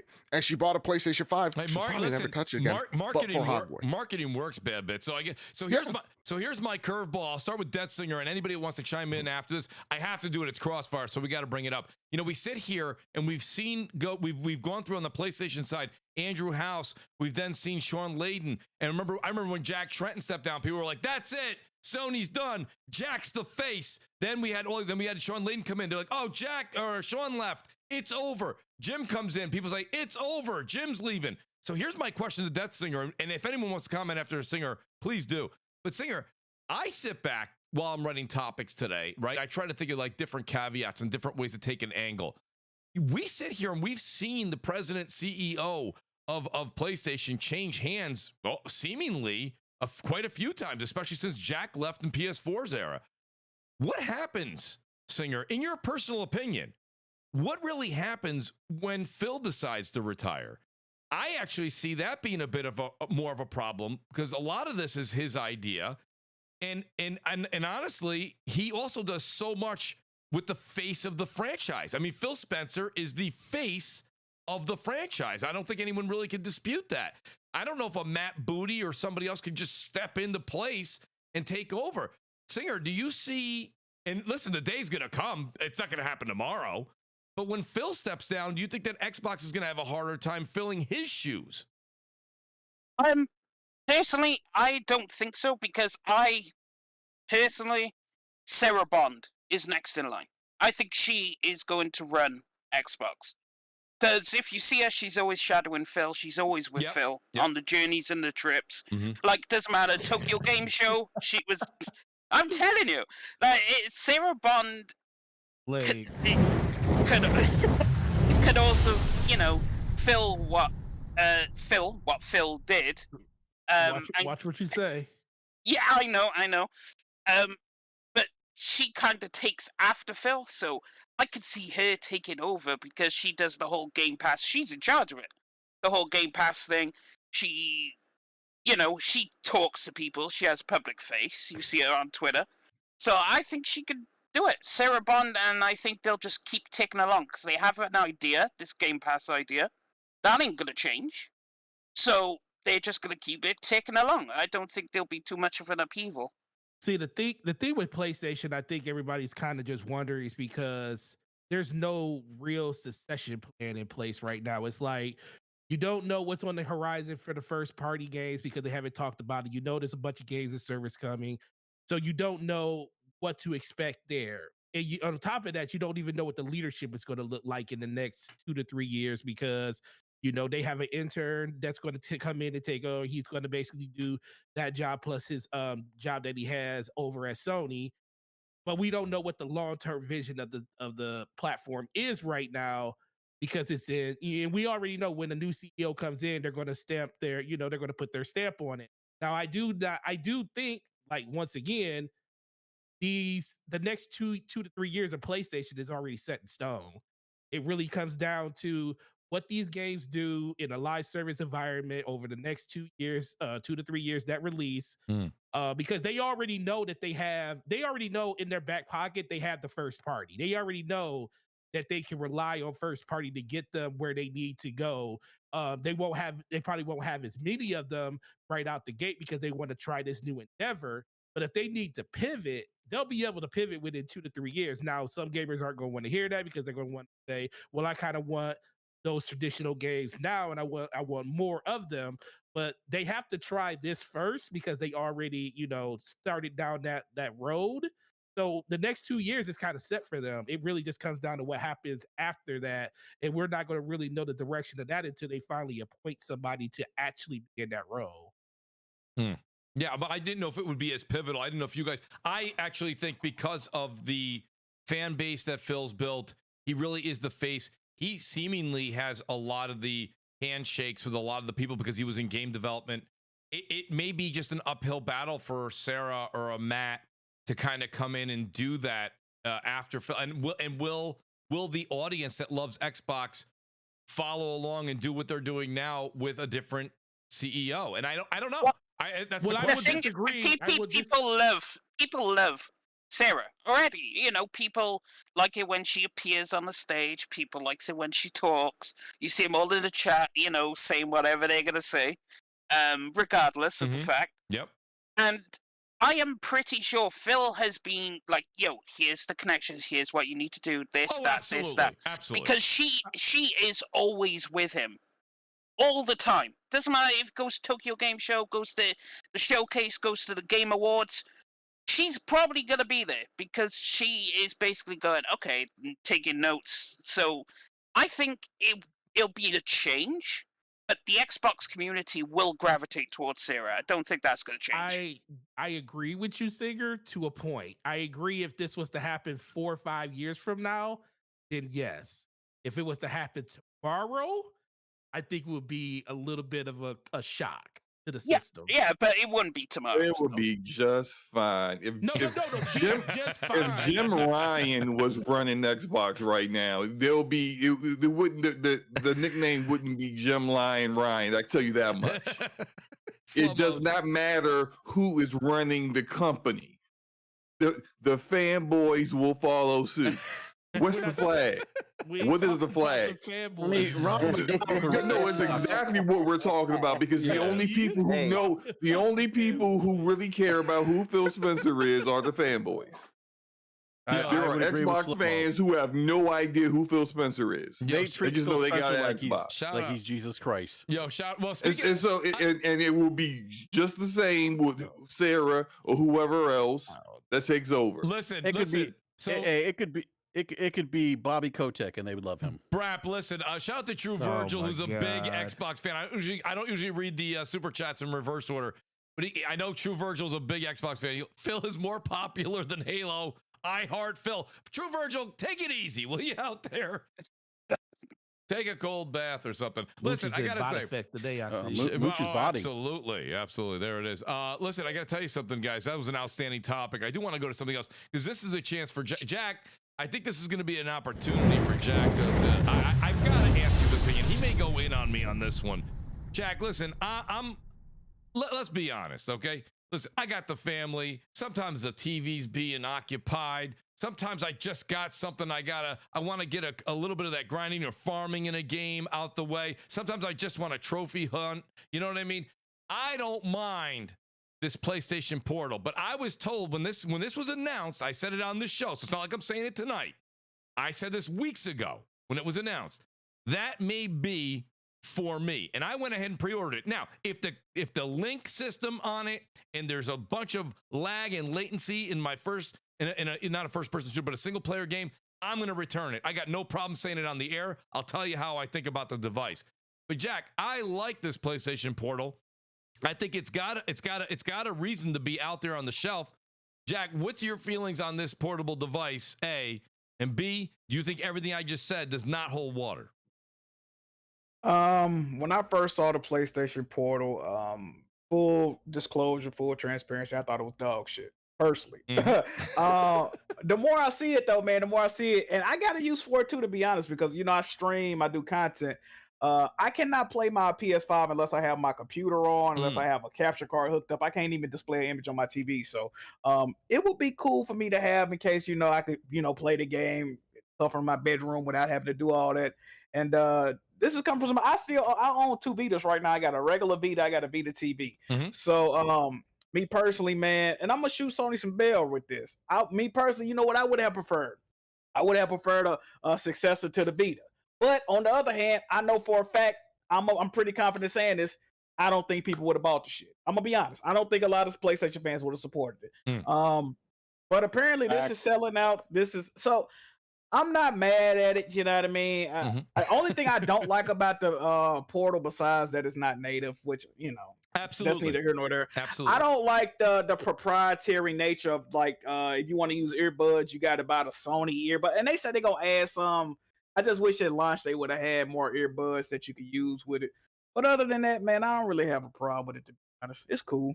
Yeah, Jack, a lot of things that people say about you remember back in the day when Apple took the 3.5 millimeter jack out of the phone. Everybody said, "How dare you? This is crazy." Then everybody followed suit. There still is a 3.5 millimeter jack on this Portal. So if you have, we all still have gaming headsets that have a connection, a physical connection. So I do agree with you. I don't like it when they're going the Apple route here, where they're like, now you got to buy the earbuds. Now you got to buy this. So yeah, I think that's a bit on the slimy side. But I think as far as the product, now again, I saw a lot of people on Twitter going back and forth. So I'll put it all in context. Yes, it went for sale in Japan today. Yes, in 12 hours they sold out. Then people were like, be careful when you say that. We don't know how many they had in stock. But then the great Zuby Tech, and I don't know if he's still up. It is very late over there where he's living. He tweeted out that Amazon also then later this evening has sold out. So I think a lot of people are probably buying into this. And I will say this much, and I want to open it to the floor, guys. Anybody can chime in. The reason I went to Jack first, because I knew Jack was highly opinionated on this product, is that If we went the native route, if PlayStation went the native route, this thing was easily $400 or $500. And at $400 or $500, I'll even ask the great Gaming Forte, who works in the business, knows that that's a tough sell. And if you don't believe me, PSVR 2 is $500. It's a hard sell. So this being remote play, I'm hoping what they're telling us with their technology, that link technology, makes it an easy one-to-one pick up and play in the house, or if you have good internet on the road. That's why, and for $1.99, let's be honest, I took a family of 4 to 5 guys. It was $75. Okay. Not Whataburger? No, let's not go there, bro. Too soon, bro. Slow-mo. Too soon. Oh, too soon? I'm sorry. Too soon? Slow-mo had Slow-mo made me say it. He had a good slow-mo lunch video yesterday, by the way. Go check that out, please, afterwards. That was good. But no, I do Yes, want to say great this video, much, Slow-mo. though. Realistically, Thank you. like at $75 to take a family out, right? Hear me out. $199 to put under the tree or for the holiday, I can see that thing flying off the shelf. I just see it going as a one-to-one. So, I mean, you guys think, I mean, listen. I said it when it first came out. I was like, I think it's, I don't like it. It ain't for me. Okay. I'll never get it, but it will sell out. I knew it immediately. I was like, this thing is going to sell out. There's going to be so many people who are going to pick this up, whether they know its capabilities or not. But I can just tell, like this. I mean, it's not like a hideous looking device. I mean, it is just a, big screen with, stuck in between, 2 halves of a DualSense, but it does have a nice like visual aesthetic, and I can see a lot of people just picking it up and just having it. Probably barely use the thing. Probably only use it on the can, like once a week. But like they still bought it anyway. So wait. Yeah, like I'm not saying they only go on the can once a week. That would be terrible. Good grief. Like, I hope that's not the case. But exactly, you need help. But no, I'm just saying, like, just randomly they just choose to get it, to use it once a week. But I can see it, son. And also, we do have to kind of take into account how many are they making. Because remember when like the Steam Deck, the Steam Deck's doing great, right? Yes. But like the Steam Deck was like sold out, and you had to get on the waiting list, and we'll let you know next year if you can get one. Like they didn't even want your money. And then like 2 years later, we find out they only sold 1 million. This is just because Valve didn't make a ton. That's right. At that time. And clearly Sony has a much better pipeline of making hardware than Valve does. But if they kind of have an idea, or maybe they have a projection of how many people may actually want this device, they may not be making as many as people think in their minds, like, oh, it's sold out. That means like it's going to be millions sold when they launch. And it's like, that's probably not the case, So things have to be taken into proper context. But, I did figure it would sell out. So let me ask, anybody on the panel have Porter Rock? I saw you just unmuted, so I'm going to go to you. P-Rock, do you have any of these mobile devices like Steam, the Steam Deck, or the ROG Ally or anything like that? No, because I'm not really a mobile gamer. I mean, I had like PSP, didn't really enjoy it. I had like some Nintendo, I had like 3DS. Yes, and I tried, but I'm just not a big mobile gamer. So is this product for you or no? This is not. It's not going to be. I just don't like playing on a small screen. Yeah. I just like the tiny ass screen. I bought a big, I got a big TV in the room for a reason. I play there. If I can't play there, then I just generally don't play. I don't play. But what makes me appreciate the remote is because it's not. I know I'm gonna get a lot of hate, but I said PlayStation needs to stay away from dedicated gaming, mobile gaming. Because they just generally don't do it well, right? Yeah. And people are asking for something but not seeing the bigger picture, right? I'm glad they're going with the remote route, because for all you mobile gamers, as long as the connection is good, you're still gonna get that mobile and with all these games to play, right? Yes. But the best part about it is you don't have to dedicate resources like you would with a handheld. Because if Sony would have came out with a proper handheld, how would they manage that? The handheld's too weak for native PS5 games. So does that mean you still make PS4 games? Yeah. Do you make exclusives? Point. That's right. And who's gonna make the exclusives? So you're pulling. You expect Naughty Dog now to make exclusive handheld. Like all these things now will come into play. So I'm glad they went with this route, because now they don't have none of those issues, none of those concerns. They don't have to have concerns on, all right, who's gonna make games for this? Who's gonna make exclusives? Because someone's gonna ask for exclusives. There's no way you're gonna make a dedicated handheld and not make an exclusive. So who's gonna make that? That's who's gonna fund it? And that right there I'm just glad none of that's going to happen over the next 5 years. There's no issues. Now, I'm not going to say what's going to happen in 2030, but at least for now, that's one less thing, we don't have to worry about. We don't have to worry about, personnel, people, resources being dedicated to another device. Right now, I think Sony got their hands full with just the console, VR, and then whatever they do with PC. And stop right there. That's it. Don't add more to that pool. See, the reason make what you got now work. The one thing that I think that a lot of people don't bring up, I brought it up a few weeks ago on the show. I want to say it one more time. I have the Steam Deck. I'll play it to a certain extent. A lot of what P-Rock just said actually explains me too, which people will go, if you agree with P-Rock, then why are you getting one? And I'll explain that in a second. But the one thing about the Steam Deck, after about half an hour, 45 minutes, I don't really like the ergonomics of it. Now, we can sit here for the rest of the show and we can make fun of the way this thing looks. And by the way, I'll laugh along with you because I think it is an odd looking thing. But the thing about it that actually works is they legitimately did cut a DualSense in half. Now, hear me out. You are going to be holding the equivalent of a DualSense in your hand. And I don't know about you guys, but I can game with a DualSense for 3, 4, or 5 hours, like without any kind of question or any kind of discomfort. This is going to be probably one of the more comfortable handhelds to hold. Plus, you're going to get all of the things that the DualSense gives you with the adaptive triggers and all that kind of stuff, right? So that's fine. But I think that's something that a lot of people are not taking into consideration as well. The one thing that I like about this is like I have like Final Fantasy Pixel Remastered, right? That's a game that I agree with. Like P-Rock's right. When I'm playing a game like Spider-Man 2, I'm not playing it on this little device. I'm not. But when I'm playing a lot of the indie games, or you're sitting back, or you're playing any like the Pixel Remastered, it almost looks weird on a 65 or 75-inch screen playing those older games. Even though it's remastered, yes, it fits. I get all that. But it kind of feels right playing it on that. And maybe I got to tip my cap to Nintendo because they did it right like that.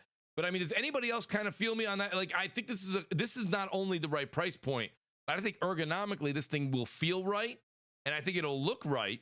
And again, I got to say, I think the price point is right. So I know a lot of people they gave me a lot of shit on this show a couple of weeks when I said that. But now we're seeing, and again, Slow-Mo makes a good point. These things might all be, the scale size of how many they actually put out. I mean, they might have sold out on Amazon today, but they only sold 100 units. We don't know. But I'd be willing to bet, like PSVR 2 sold better than people were saying in the media, and it got shit on. And now here we are finding out the opposite. It is selling out, and people are still shitting on it. So it's kind of like, you're kind of damned if you do, you're damned if you don't. Death Singer, do you have a Steam Deck? I do, and I absolutely love it. And now, what do you think about what I'm saying as far as the ergonomics when it comes to the fact that now you're actually holding a controller? It is a lot more. I mean, listen, I don't have the product in my hand yet, and I love the Steam Deck too. I do. I actually sold my ROG Ally. I sold that, and I kept the deck because I thought the deck was better. But I will say, though, Singer, after an hour on the Steam Deck, I don't think it. I put it down. I'll walk away for a minute. It's not the most comfortable thing for me to hold for hours and hours.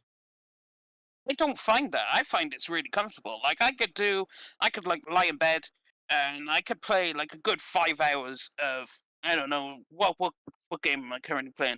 I'm currently playing Eternight. Okay. Right? Yep. Something like that.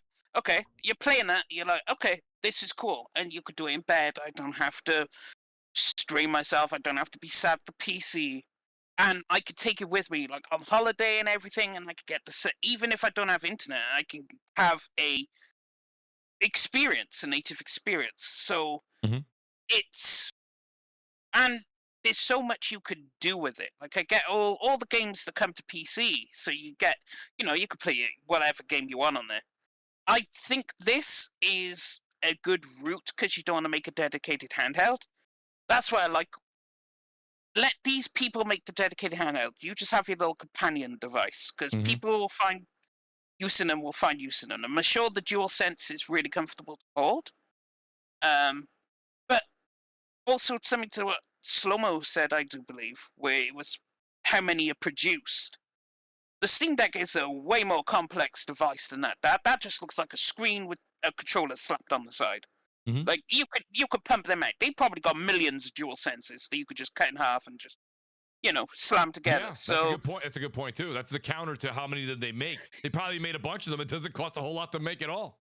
I would imagine they have a warehouse full of controllers and they're like, what the hell do we do with these? I know. Cut it in half, put a screen in the middle, job done.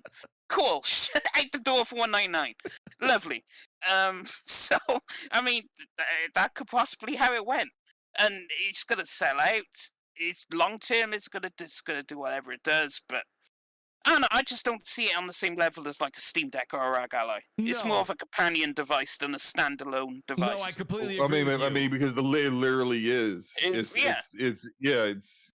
Steam Deck is a standalone device, and this is not that. It's not no.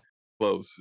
So yeah, like this is an accessory. You get a PS5, and if you really want something where you could be across the house and your kids are watching TV, you want to be able to use your PlayStation here. Like this is more of like a luxury. I don't want to say a luxury item, but like something that you would get. It's not essential to your gaming, but you pick it up because you can and you want to. And there's clearly a demographic of PlayStation gamers that this will definitely resonate with, and they're going to love this thing. And well, that's the other thing. So Slow-Mo, thanks for bringing up my last note on it, and then we're going to switch subjects. Is the Switch caught fire? We're not going to go down that road on this show. Everybody knows that. That's just old news. But now, when you talk about the younger generation, they're playing games like Fortnite, this and that, on their phones, their iPads, and Switch. PlayStation goes, wait a minute.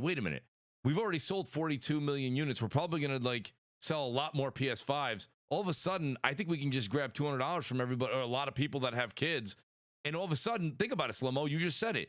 If our kids are playing Fortnite right now on their iPads, or they're not anymore on iPads, but you know what I'm trying to say, on tablets, why is it, this is, I hate to use the word genius because then people go, oh, wait a minute, Mooch is just big. No, I'm just trying to say, it kind of, marketing-wise, this is going to open up a handheld unit with the PlayStation for that younger generation. And they're all playing games on their phones and tablets. Or Switches. So now you have a dedicated mobile unit around the house. We're saying us, the people listening to the show and the people on the panel, us, oh, my TV's being used, so I'm going to go play Pixel Remastered over here. Fine. But what about now, let's say now the husband and wife are watching, or the couple's watching a show. Now the kid can take the PS5 remote and go play with his buddies over in the other room. It's a useful device, I think, no matter who you are in the household. To a degree, I know there are a lot of people who have, and my house is like this. I got 3 kids, and 2 of them have a Switch. So there's 2 Switches in the house. Yep. But you couldn't, because they're dedicated standalone devices. You can do that. Whereas you can't really do that with this portal, because you're going to need to have 2 PlayStation to connect the 2 different separate portals to, because there's not they're both the portal is just streaming what's going on your PlayStation 5 at that moment. Your other kid can't get another portal and then do a completely different instance of a game from that. So it's just this, that its limited nature kind of shows its head there. Sure, in your scenario, in your example, you and the wife want to watch a movie. Hey, here, kid, get out of here. Matter of fact, lock the door.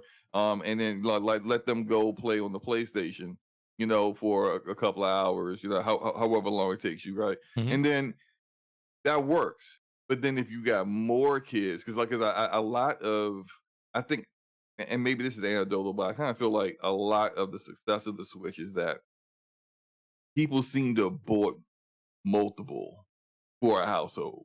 Mm-hmm. You got there's Switch Lights.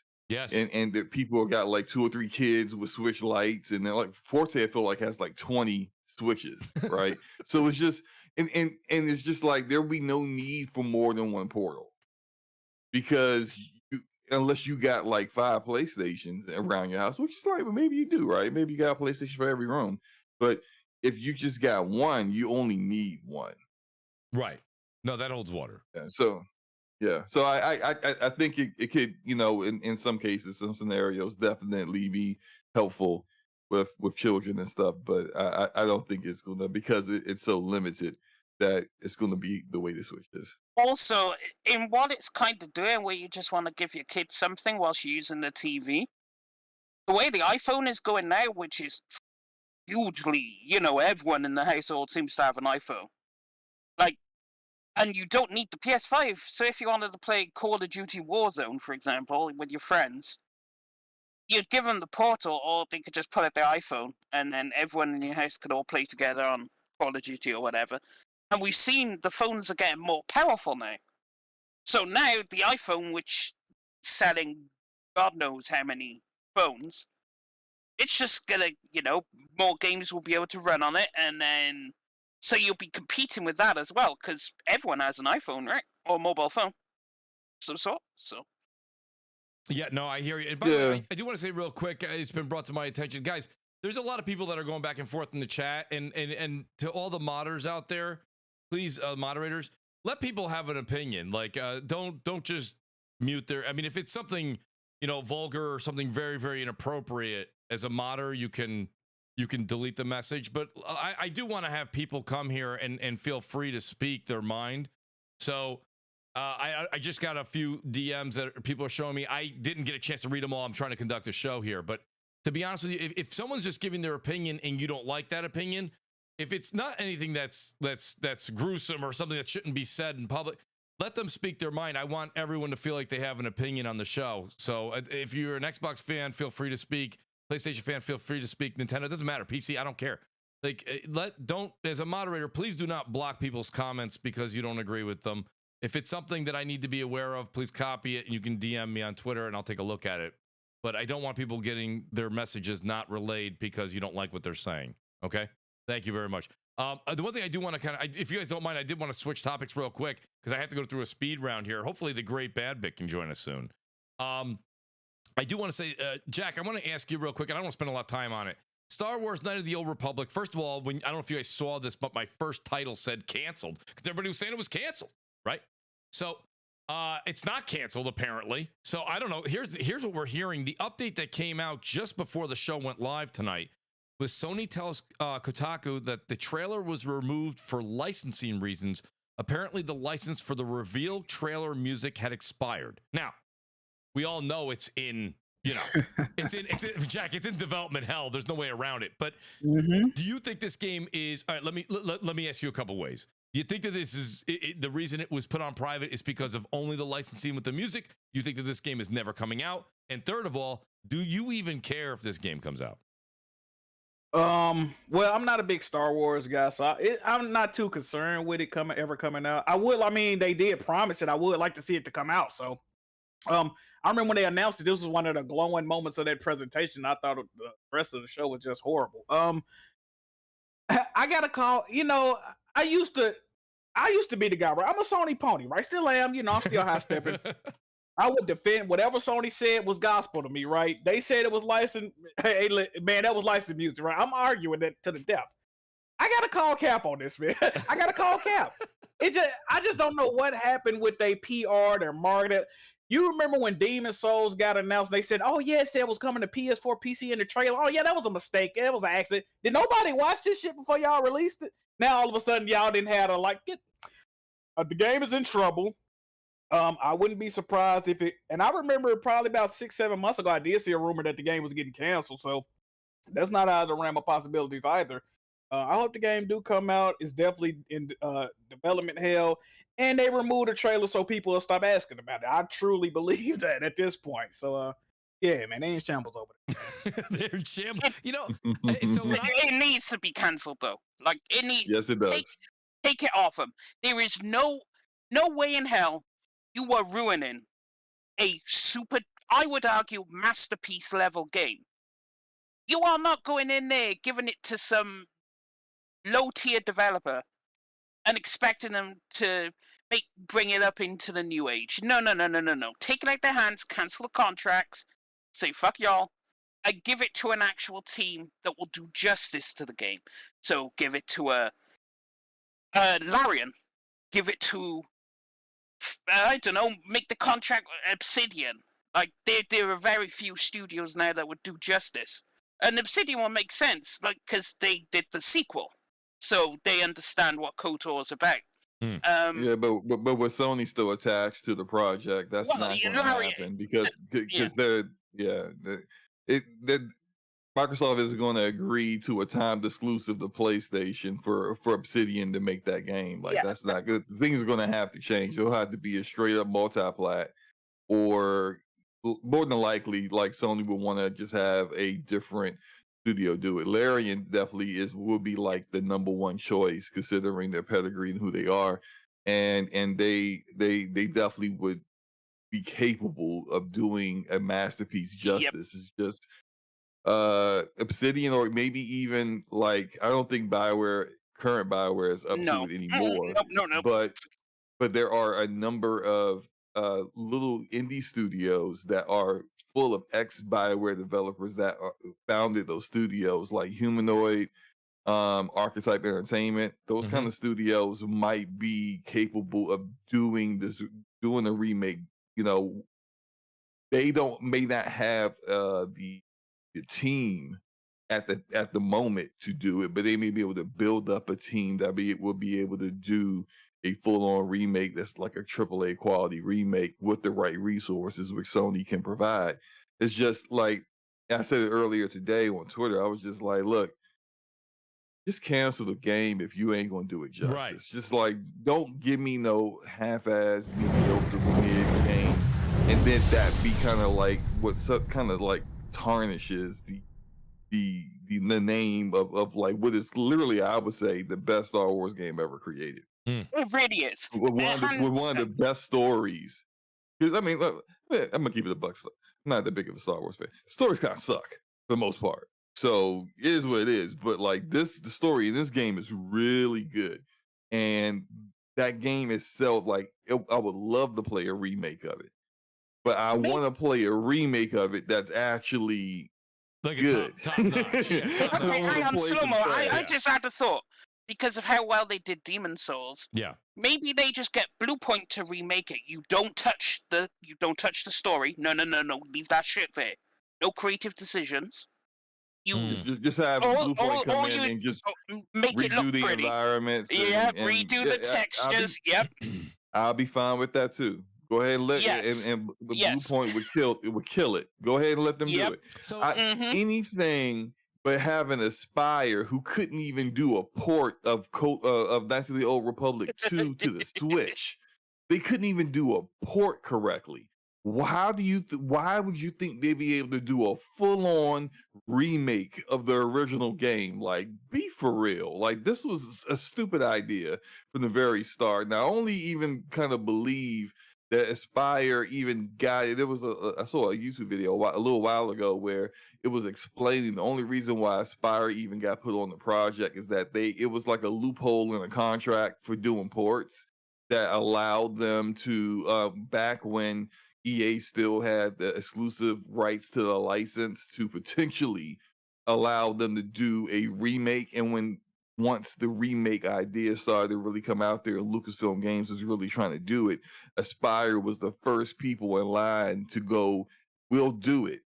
And so it's just, they kind of lucked into this, because if it was any other like choice, Sony wouldn't be checking for them or Embracer Group. They would have went with someone who had a much bigger pedigree and who has actually proven they can make this kind of game before. Aspire has proven zero and have done nothing. And clearly, like, where this game is right now is evident of the level of talent that they have. And I'm sorry to be kind of like, if someone from Aspire is listening out, sorry, sucks to suck. It is what it is. But this was out of your pay grade. Yeah. And so bring some people in that can actually do it justice, or just don't do it at all. No. That's why I prefer it. If you can't get one of those that we talked about to do it, just cancel it. Because I would rather not see a shit version of a game that I absolutely love to death. Yeah, I don't think it would kill me to see a ruined version of the game. No, that's a safe thing to say, Singer, but I don't think it. Listen, that's a big deal that they got the rights to be able to do that. I don't think it's going to get canceled. That's why when everyone was like, it's going to get canceled, I thought when they went to private, like when things get canceled, they just say this has been canceled. They don't just put things on private and then not talk about it. And I would think that it would definitely still be in the works. We may not see it till the very last year of this generation. Who knows what's going to happen? But I do agree with you guys. Give it to the right people. By the way, after Slow-Mo's speech, I think we know who the new CEO of Sony should be, or PlayStation should be. The great Slow-Mo. Hey, I would. Hey, look, man. I will gladly take the position. I got some ideas. I certainly hear them. We can make it good, man. Make a good Western RPG. That's all I ask of you. So I'm way behind on my super chats, and I apologize. The great WoolleyGamer, which, by the way, he'll be joining us next week. He was on his phone tonight, and I think that between that and the Discord issues, we just weren't be able to link up. But shout out to the great WoolleyGamer. He says, Booty didn't want any Spider-Man 2 appreciation, so sabotage my internet, Mooch. But y'all have a great podcast, and thanks for the opportunity. I appreciate that. Thank you, Wooly. Miles says, when we were talking about Jim and his age, it was going back and forth. Jim is in his mid-60s. He graduated college in 1982. Miles with the history lesson. Thank you, Miles. Shout out to Arch War Angel. I appreciate him being here. Moonshot says, Jack can find my broke ass at the soup kitchen. I don't know, Jack, do you know who Moonshot is? He's definitely talking to you on that one. We had it back and forth yesterday on Twitter, man. Shout out to him, bro. Shout out to Moonshot. I appreciate that. I already read True Virgil's. Shout out to the great Ham Solo. Ham, great to have you here. He says, hello, everyone in panel. Ham, great to have you here. And then M's Odyssey, he says, Sony wants to cut costs, not rely on third-party infrastructure. That's why the Portal is streaming from the PS5 and not third-party cloud, example, Azure with a money sign. Also, Sony needs more awesome AA games, e.g., maybe an example, Returnal. So shout out, I appreciate the super chat. Thank you so much, M's Odyssey. I appreciate that. A couple things I just wanted to kind of go over. We're going to go into the speed round here as it's over just about 9 o'clock here in New York. But I did want to kind of ask a couple of quick questions here. So I got to go to Slow-Mo first, then I'm going to go right up the list here with what we like to call the speed round here on CrossFire. So I was on DPS, I believe it was 2, maybe 3 Thursdays ago, and we were talking about Horizon Forbidden West, the complete edition, and the rumors, this and that. So, Slow-Mo, I just wanted to follow up with you. I said 2 years. Mm-hmm. You said, Mooch, if it comes out now, it's going to be a little under. Looks like it is coming out February, March, April of next year. 2 years, yeah. Horizon Forbidden West. So it is keeping to the 2-year schedule here with the big blockbuster games. What do you think about that now that we know that it is going to be next year? I think it's going to be subject by the game, and because this one is being done by Nixxes, who I kind of feel like Nixxes should do all of them because they do a great job. Nixxes and Jetpack Interactive, but Nixxes hasn't really worked with Decima Engine yet. So they didn't do Horizon Zero Dawn. A different studio did that. So it makes sense that they may have needed a little bit more time to get the port done and not as have it ready as quickly as they do with the Spider-Man. Mm-hmm. The Spider-Man ports using Insomniac's proprietary engine. Mm-hmm. So I think it's more of like however long it takes to get it done right. So because like we've seen it sooner than 2 years, and we've seen, we're still waiting for Ghost of Tsushima on PC. I'm waiting for Ghost of Tsushima on PC. So like there's still some games that haven't been announced yet, and there've been some games that were like I think wasn't Returnal like a year or something like that. I can't remember which one. Yeah, it was. So it really just depends on the game and the port studio that's doing it. If they ever have Iron Galaxy do anything else, like I hope it just never comes out because it's Iron Galaxy stinks. But like they're probably the ones doing The Last of Us Part 2, unfortunately. So why haven't we seen that announced yet? Because Iron Galaxy's. That's right. Why. So I think it just depends on the port studio and how long it takes to get it done right. No, Slow-Mo, thanks for answering that the actual proper way. I will still say this, and I know that Singer's a big PC guy. I have a capable running PC. God bless you guys. When I have a game that I'm looking forward to, like a Spider-Man 2 or anything like that, I'm just picking on that because that's the next big one to come out coming into October. I can't wait 2 years, 3 years to play a game like that. I just can't. Maybe it's because after the pandemic we found out life's too short, and I'm going to enjoy myself. I'm not waiting 2 years to play a game I want to play. I think the PS5. I'm not waiting 3 months. Like the Final Fantasy VII Rebirth has got a 3-month timed exclusive thing. Clearly, we know it's not coming to PC or Xbox in May. Or whenever, would it be May? It'd be May. I don't know what. Yeah, it's not coming that soon, but I don't care. No. I'm not waiting. The thing is with Mooch, I can wait because they generally not. That's not the genre or types of games I'm looking for. Mm-hmm. Okay. Like That's fair. Like, for example, my best games this year would be Starfield and Baldur's Gate 3. These are the types of experiences I'm looking for, like a Forza, like an Eternites, like a Octopath Traveler. Like, are these experiences I'm looking for? No, they're not releasing those said experiences, so I can wait because there's no need for me to wait. Like, Go ahead. Baldur's Gate and Starfield, purchase day one. Even before with Baldur's Gate, like, I was on that. There is no way I'm Game Passing. There is no. I'm paying the full price. Throw all the bells and whistles on. I'm totally sold. Yeah. So I think Singer, a lot more PC gamers. I like the way you said that. When you look at what PC gamers play, for the most part, you only look at the data, right? The numbers that are in front of you. They pretty much are playing the games that, like you just said, whether it be Baldur's Gate, right? Counter-Strike, this and that. They're playing League of Legends, this and a lot of other people. But the point is that's why PlayStation says, you know what? We're not going to jump to. That's why people are like, oh, it'll happen soon. Not until PlayStation stops making a console. Because they know that you guys are either the crowd that's out there will wait, or they're not, or the PC crowd's not going to buy the game. Because it's just like you said, it's just not, that's not your bag. Which, by the way, is fine. You don't play every game of every genre. So I get that. So that's why when people are like, oh, it'll happen. People have been saying on this show now for years, you just wait any day.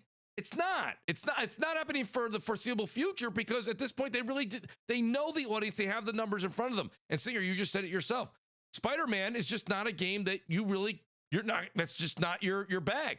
So you're not. I'm just not into superheroes at all. Right. Whether like the last superhero game I played was the Batman series, you know, and after that I was completely done. But before then, I really didn't dabble. But it's PlayStation, plus also they're releasing these games 2 years later. So you're not going to get as many sales as a day-and-date release. The only time PlayStation will do a day-and-date, in my opinion, is the live service games, because you need the bigger player base as possible. Absolutely. So well, they you already need confirmed that too. Like that was something confirmed by Herman Holtz that they were going to do that. So, that's right. Yeah. Like if Factions 2 ever freaking comes out, you know, like I wouldn't be surprised if it's day and date with PC, because you need those players. You need the players. You need that player base. You need the player count.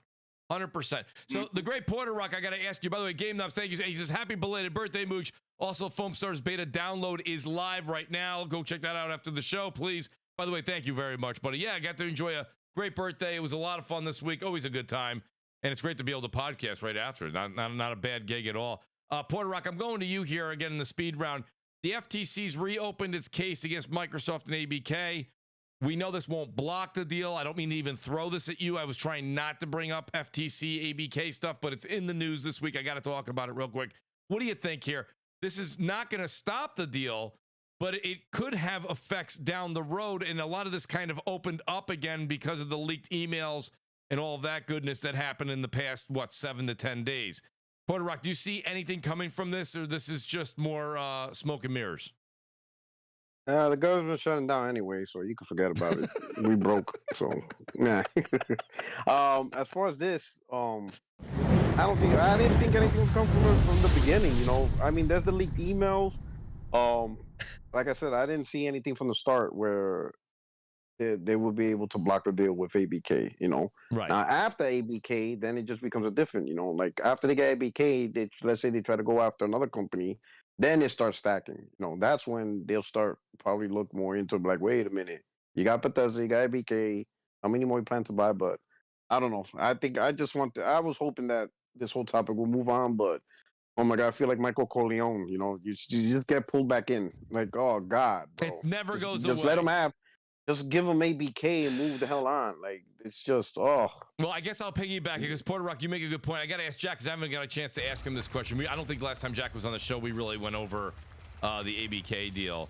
Jack, what's your, so listen, forget the whole, this is going to happen. It's a done deal. We know that. Even if the FTC wants to go back and have a couple of court cases, that's fine. But does this really open the floodgates, Jack, for like Tencent, PlayStation, anybody? We know Embracer Group's firing more people than they're hiring, but Jack, do you see that this being an avalanche of problems? We talked about how you saw PlayStation and the way you wanted PlayStation to go in the future. Not just PlayStation. I'm broadening this. I'm talking about gaming overall, Jack. Do you see this opening the floodgates and being a big problem, and how things can kind of change in the industry as we go down the road with everybody being acquired? Yeah, definitely. I mean, I can see the consolidation happening, right? I can see a world where Ubisoft is owned by a major platform holder or EA. I could definitely see that Take Two. It's not out the realm of possibility, especially with Activision. You know, who saw that coming, right? So Right. I could definitely see that happening. I just hope it don't get into the wrong hands at the end of the day, man. Like you say, Embracer Group, they got all these companies now. They fucking laying off everybody. It's like, damn, bro, why you even buying me if you ain't know how to manage them? Like, you bugging. But I can definitely see it happening. Do I want it to happen? Not necessarily. As far as this Activision deal, I'm with Porter Rock. They just need to let it go. It's over with. Here's what it is, bro. Move on. That's it. Now let me answer that question. I'm gonna say, I think looking at Embracer Group, I think Embracer Group slowed down. Like when Microsoft bought Bethesda and then they announced ABK, everybody had this momentum of, oh my God, this is the start of the consolidation wars. When you look at Embracer Group, now you're like, wait a minute. Now these companies gonna have to think, what's the point of buying all these studios if we just end up closing them down? Because when you own so much, they all have to hit. They all have to be successful. Like the more you gain, the bigger the fall. And I think that's what Embracer Group is going through right now. They own so much, but they didn't realize, how do we get all these studios to be successful and make money for us? Right? Because it's not just, and we see this all the time, like especially like when the case they use PlayStation as a study case. You got the developers, but then you got Sony as a publisher that can support the developers, and that synergy, the developers love it to create successful games, right? Well, Embrace as a publisher, they suck. Who they didn't have to help all these developers that they got. If you're just a publisher with money buying stuff and you can't actually level up the developers in the studios that you bought, then what's it all for? I mean, I think some people are assuming I'm gonna buy all these developers and they're just gonna make me money. They're gonna make the games to make me money. The developer studios need good publishing support too, to make sure that the ideas are right. It has to be a good synergy between the two. Like Embracer Group, as a publisher, it's just probably a bunch of suits, and that's it. That's and right. You either are successful, and then what's the metric? If you make one bad game, are those suits gonna forgive you, or they're gonna be like, nah, that's it, you're done. We're shutting down the studio because you're hurting our numbers. That's right. So I don't. Well, I mean, we already saw that. Yeah, that's what I'm saying. So I don't think Saints Row. we're gonna. I don't think. Exactly. So I don't think we're gonna have a consolidation war yet. I think what people are gonna do is, all right, once Microsoft finally has ABK, everybody's just gonna watch Microsoft because the heat is on them. And I don't think a lot of people realize. I know there's the excitement of getting ABK in the games and Game Pass, but understand Phil made a deal with the devil with Satya. Yep. You don't get $70 billion and think you're just gonna get shit for free. That's right. You owe Phil and Xbox owes the shareholders. And if they're giving you $7 billion, they're not going to be happy with, we got 10 million people playing. No, we want our 70 billion back plus interest. That's right. Where is the money that Xbox going? So that's a huge borrow that Xbox got, and they got to give it back. That's I think ABK will achieve it because I see Embracer. The problem is they have 1,000 teams. Or whatever the hell. They had 1,000 developers at one point. I was like, how the hell do you manage all this? I counted them. It was like 1,000 different teams. That's impossible to manage all that. Now, the advantage with buying someone like an Activision is, and the same thing they said with Bethesda, they're keeping them together. They're just under Xbox now. Activision knows how to run itself. They know how to pump out Call of Duty every year. They have all the big things. So you don't interfere, you let them do what they were doing. They're just under you, so now you gain the benefits of Activision. But so you can reap them. But you did interfere, because think about it. In fact, you interfered with Bethesda, and what I mean by that is Microsoft bought Bethesda, and now let's just say it's done deal. They got ABK. These are two third-party companies who thrive off the selling games. Now Microsoft buys them. They put them in a new dynamic where, your best games, all your games, are going to be day one on a subscription service that only has 30 million people. Some of your games will not be made for the market leader. So a huge portion of your games won't be sold there. Sure. Bobby Kotick, that's not his problem no more. Like, you bought the company out, you figure it out. The people at Bethesda be like, we got our money. Deuces, you figure it out. But the economy changed for these two companies. Yep. You got two publishers with multiple developers. They are built on selling games. They sold games on PlayStation. They sold games on Xbox. They sold games on PC. Microsoft comes in and says, hey, you're no longer selling games on PlayStation, and your biggest game is going to be day one on a subscription service. And they're like, all right, how many subscribers are there already? 30. That's not a lot. But then the counterpoint to that is... What I'm saying is, the bread and butter now is you got to get these subscribers up. Because that's really what's the, let's be honest, that's the whole point. Right? Yeah. Shareholders want 100 million subscribers or more. That's the deal of the devil. What happens if it's 2030 and you don't got your 100 million still? Yeah. Well, the devil's gonna come. That's the problem. But that's why you rely on big games like Call of Duty and example, because those are gonna Call of Duty will be everywhere regardless, right? It makes way too much money. You'll be losing so much. It's just you make that money now. But also Activision is bigger than just Call of Duty. They have World of Warcraft, which is only on PC and forever shall be. I never see it coming to console. But if you can incorporate it with PC Game Pass, where they have said that's where their growth is coming from, not console, PC. So you work with the PC crowd to get them in. But then you also have the mobile edition of Activision, which is another set of revenue stream and another thing you could possibly maybe finagle. So they have options. So they need to get the subscribers up. How do you get subscribers up? You need a game that they'll sell it. What game bigger than Call of Duty? What game would drive subs more than that game? Like, if Call of Duty fails, then it's just a failure. But would Call of Duty fail in Game Pass? No. People go in droves. And it is what it is. Yeah, Bear in mind, but here's the thing. What if the people are already there? What if the majority of the Call of Duty people already are on Game Pass, right, and now they're just waiting for it to actually release? Right? What if all your Call of Duty Xbox gamers already have Game Pass? I mean, reasonably seen, if you own let's be honest, over the last 3 years, if you bought an Xbox, you really bought it because of Game Pass. Let's all be honest. That's what's really the life vest this gen.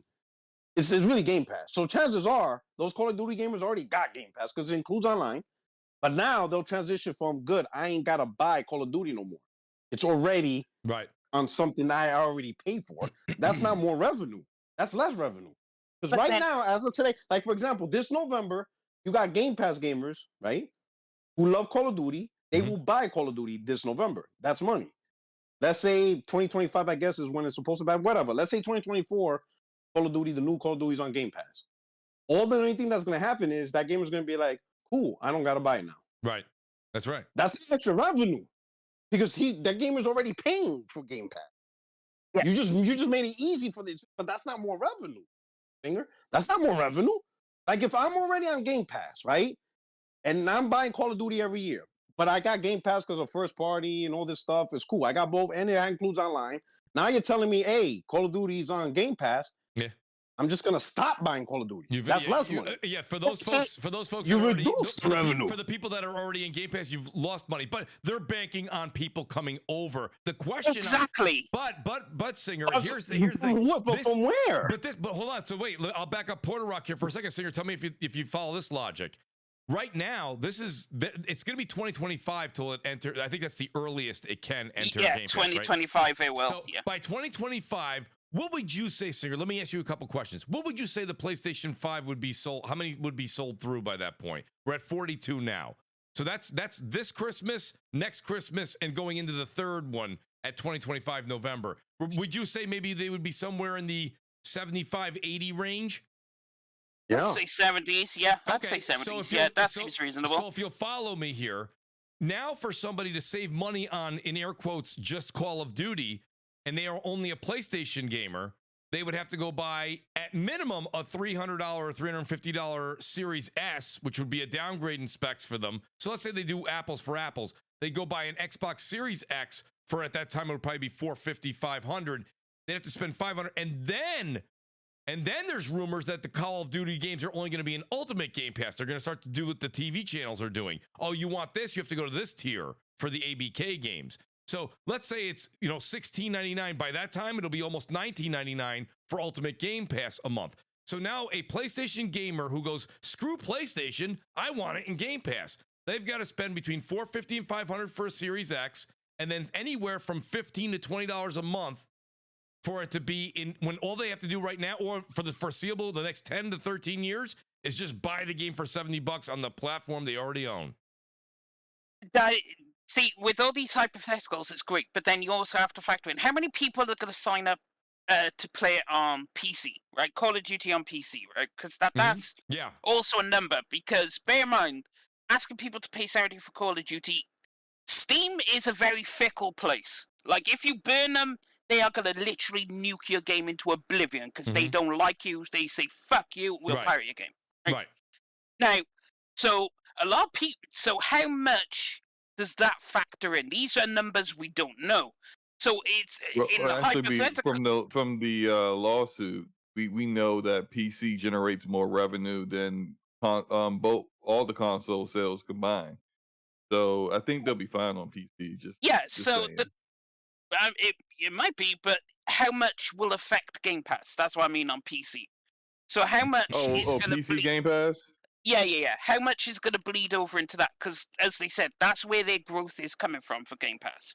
So how much will bleed into that versus if they could get the Windows Store correct and actually working for everyone? Well, we saw from the leaked documents, they plan on doing some kind of integrations with BattleNet to try to make improvements to the that's right. PC store.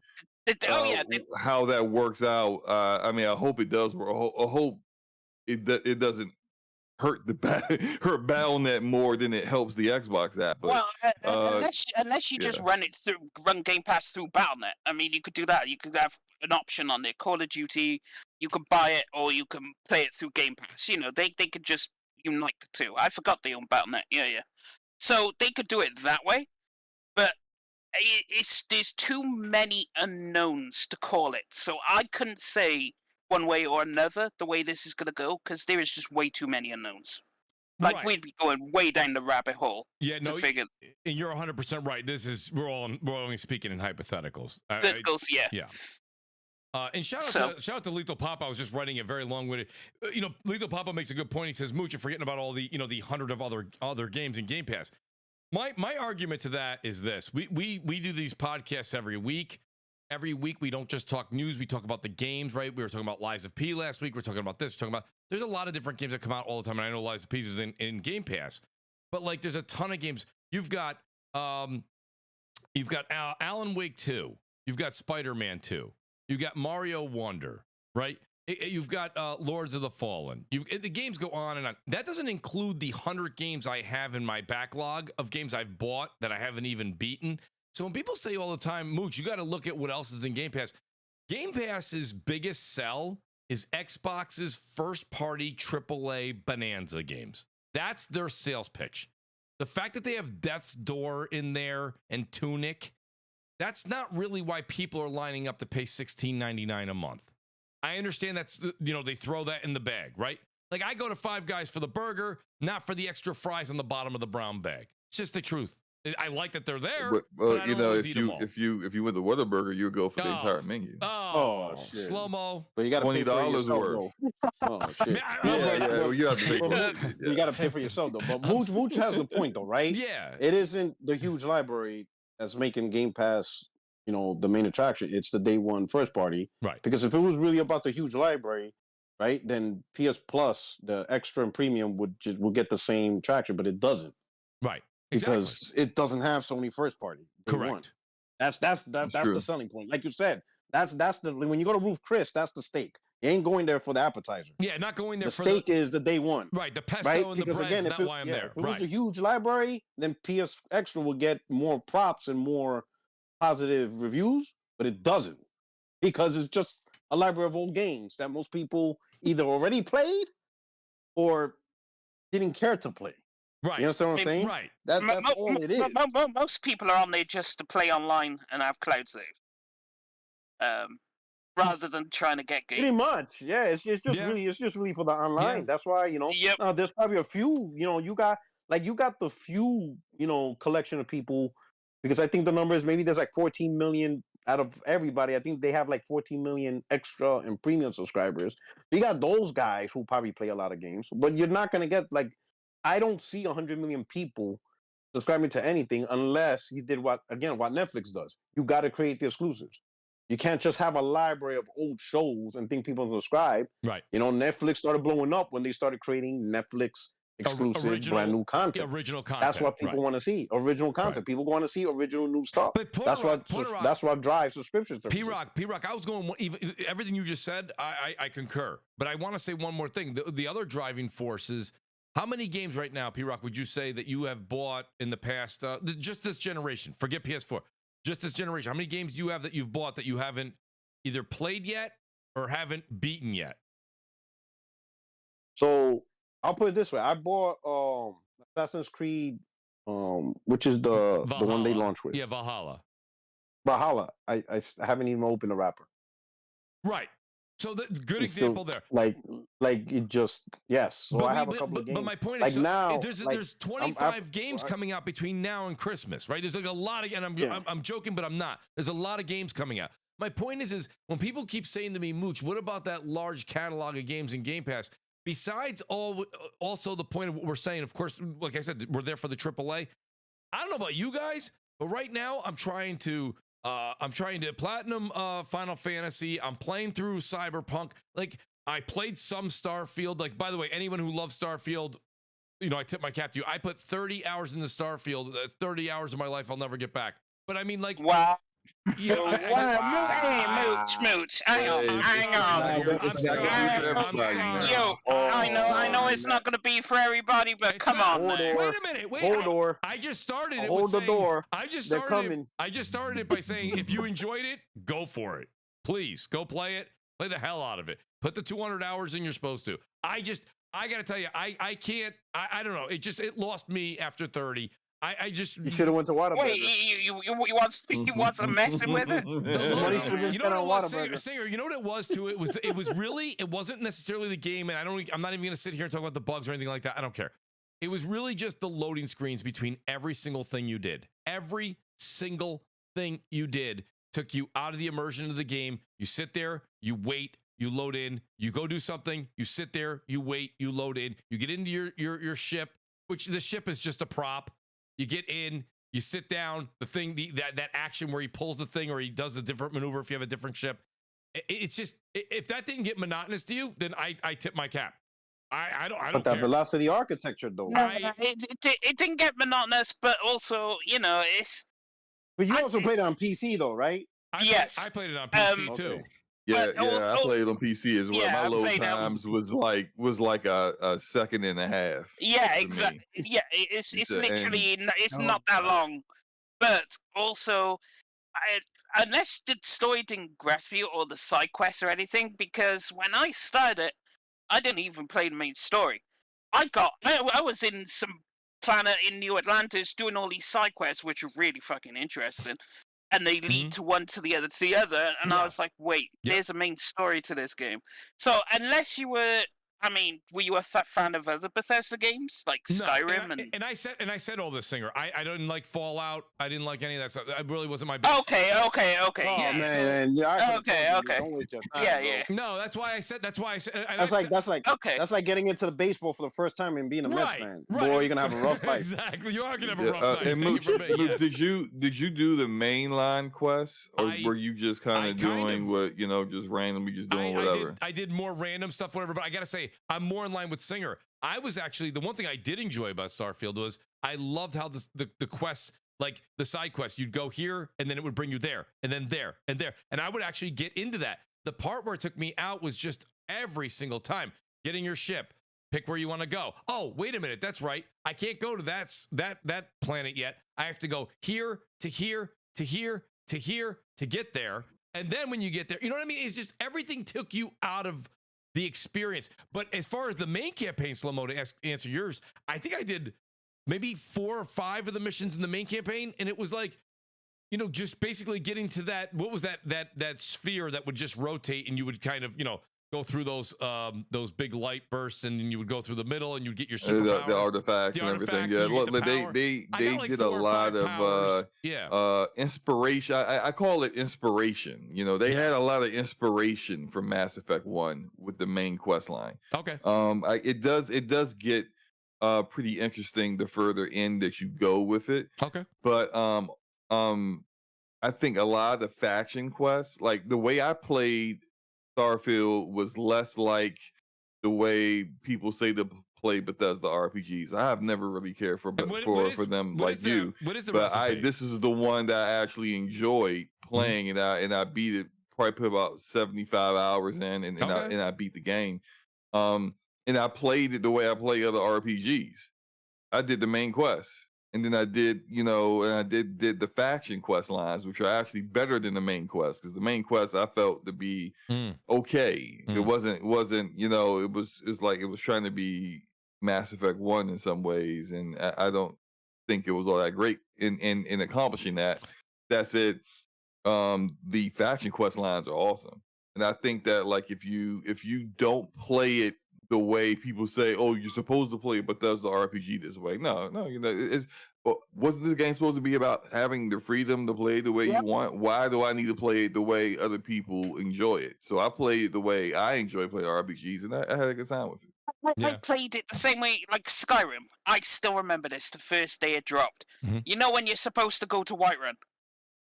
I took my goofy ass and went straight right. I didn't even go to Whiterun. I was like, yo, let me go explore over here. And you find some pretty cool shit. It's the same thing I did with Starfield. When you first get to your ship, you're like, cool. Yeah, I'm not going straight there. I'm going over here and seeing what's over here. And you bump into some cool shit. So I've always played Bethesda games like that. I play them differently to other games. So, Singer, I played on PC too, and thank God we did, because I saw the difference in load times. Ours were minimal, so I'm not complaining about the amount of time for the load time as far as like it taking 30 seconds or anything. Like, it didn't take that long at all. But it was just, you didn't feel when you were going through, you know how each mission has like all of its like you say, it peels. It's like an onion peel. There's this, then you go here, then you go there, then you go there, you go. And it was like, that's interesting. And I actually liked that part of it, which is why I got to the 30-hour mark. But just every single time I was like, okay. And then I was encumbered, right? And then I got to drop stuff. Then I had to go back, and I wanted to sell stuff. No. And I learned not to pick up the ridiculousness that was all over the place. So I stopped doing that. It was just like there was all of these little nuances that this game have, that even when I hear you, a diehard like Skyrim fan, some of that was in there, but not as much to pull you out of it. And it was just, I don't know. I'm just shocked. I if you loved it, by all means, I'm going to say love it. I might go back. Slow-mo's right. Maybe I'll go back and play some more of the main quests. I did join the one faction there. I did 2 or 3 quests on that. Like I said, my idea of an RPG, I don't like to just, like, I'm playing Cyberpunk right now, and I'm not just barreling through the main campaign. I generally, this is weird to me. I don't know. Maybe it's the same way like when you're having dinner, right? I don't just eat the whole steak and then just eat the potato and then just eat the vegetables, right? I kind of do a little bit all over. I dance around the plate, I kind of dance around the plate. Well, I would say Cyberpunk as RPGs go, if you had to compare them, I think Cyberpunk's a better game. So it wouldn't surprise me that you feel, a little bit more. Slow-mo, relax. I mean, no, actually, he has a point. It is what it is. No. I got my katana blade right here on the side. They can come get this work. The thing is, no.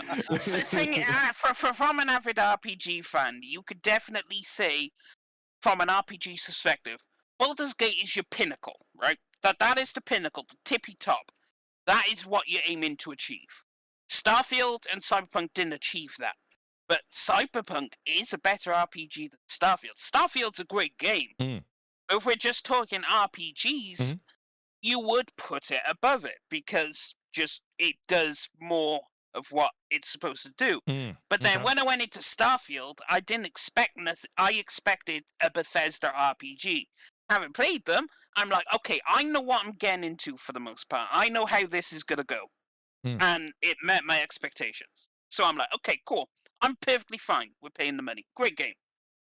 And you know what? That's it's not the pinnacle. It should have been that, because that's really what it comes down to. It Bethesda has a unique formula.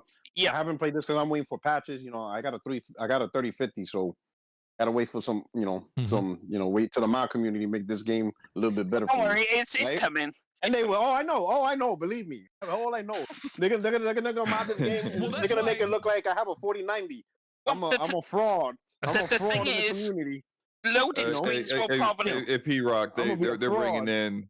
They're bringing in native support for DLSS Yep. I in know, a thank few God. months. So So that's what I'm waiting for. So, I but know. but I played Oblivion and all the DLC. I played Fallout New Vegas, Fallout 3, Fallout 4, Skyrim. So I enjoy. So when people talk about the Bethesda formula, I know exactly what everybody's talking about. You know what I'm saying? So I get it, and it's true.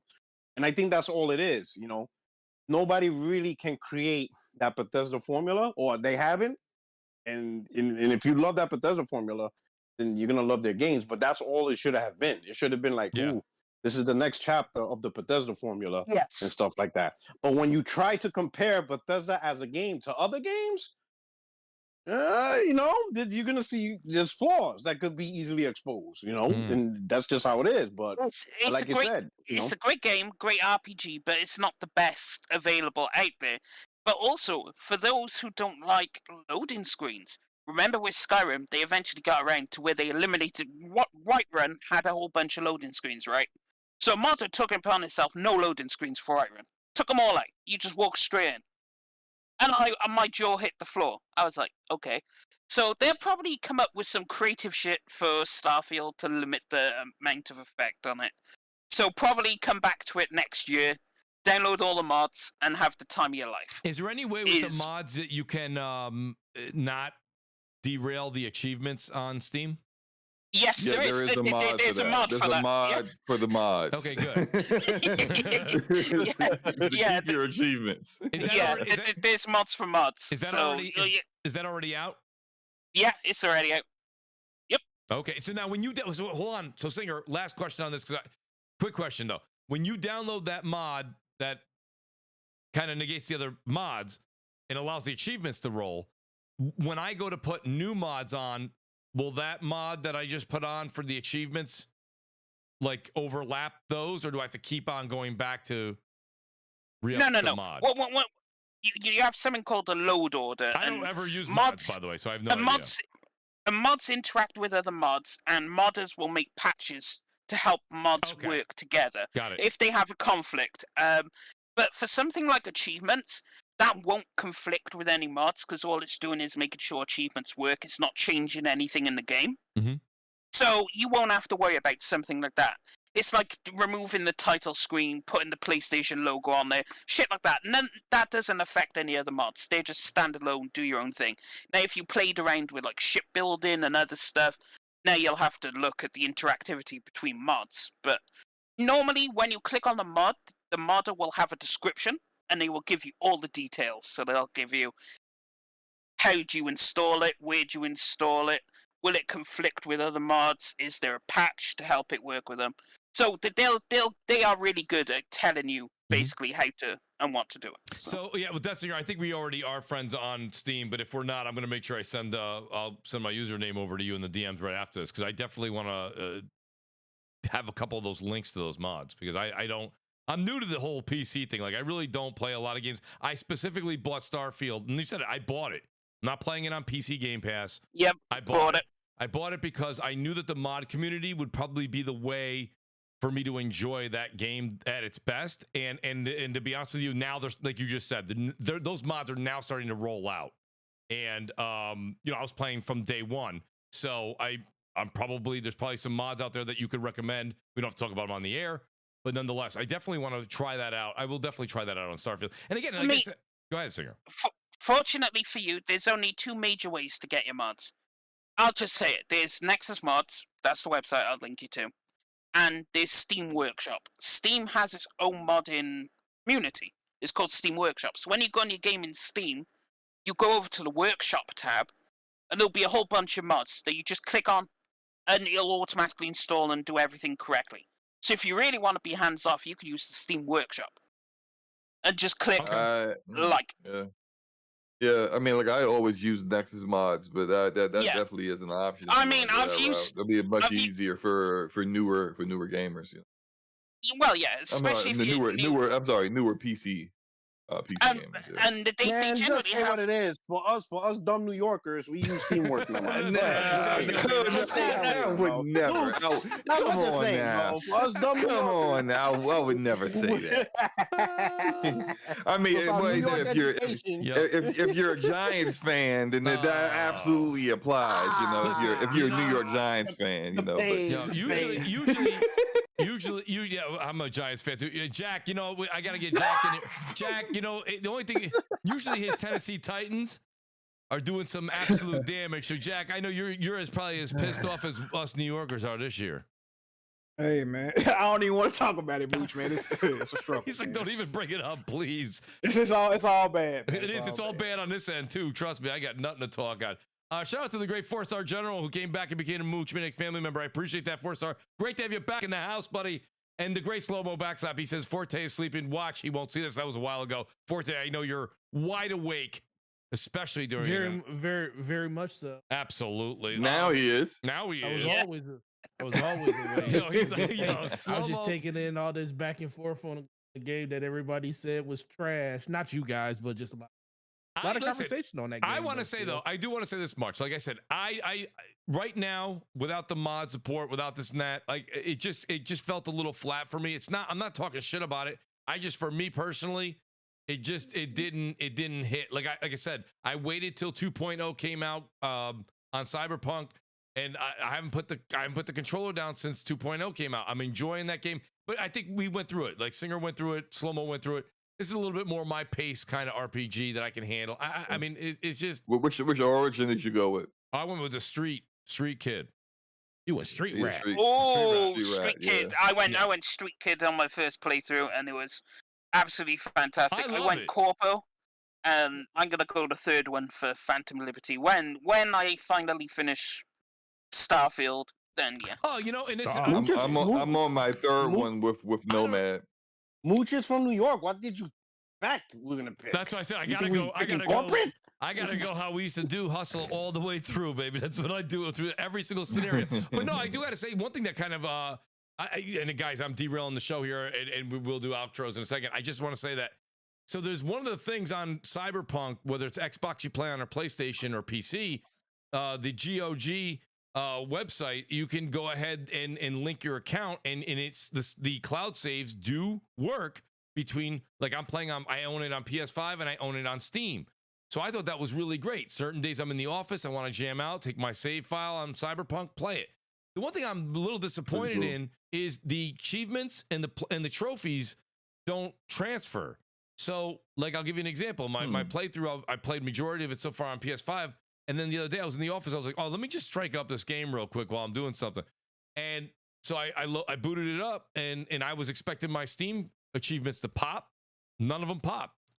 So I was a little disappointed. That might be a bug or something, or like an oversight, because typically that stuff carries over. You know, like let's say if you play Destiny on one platform and then you just install it and then launch it on the other, like pops. Every achievement that you got or trophy just starts popping.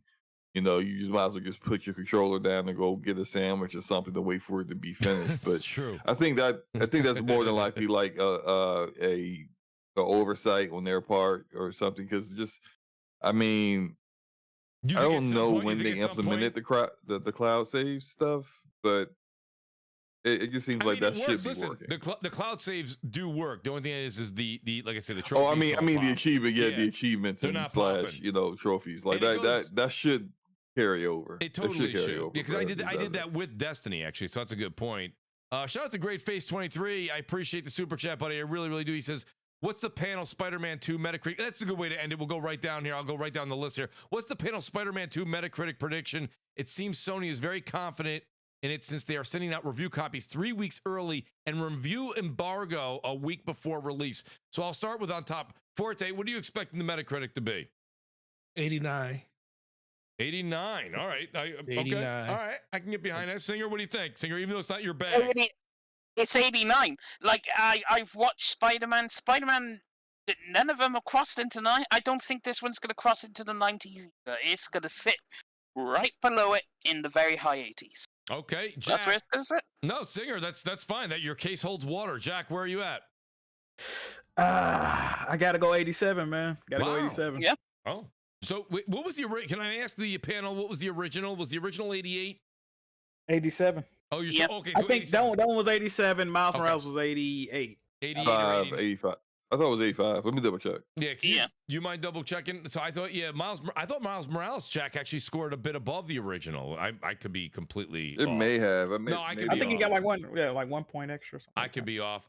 So shoot, you know what, man? I gotta blame. We all know. It's 85. It It's was 85. Okay. But Miles Morales? Yep, it's 85 on PS5. Wow, right I thought now. I thought it got higher than that one. Yeah, me too. Okay. Listen. I gotta. I'm gonna play the What do you got, prices Slow-Mo? right and just go one point higher than Forte and Singer and say at 90.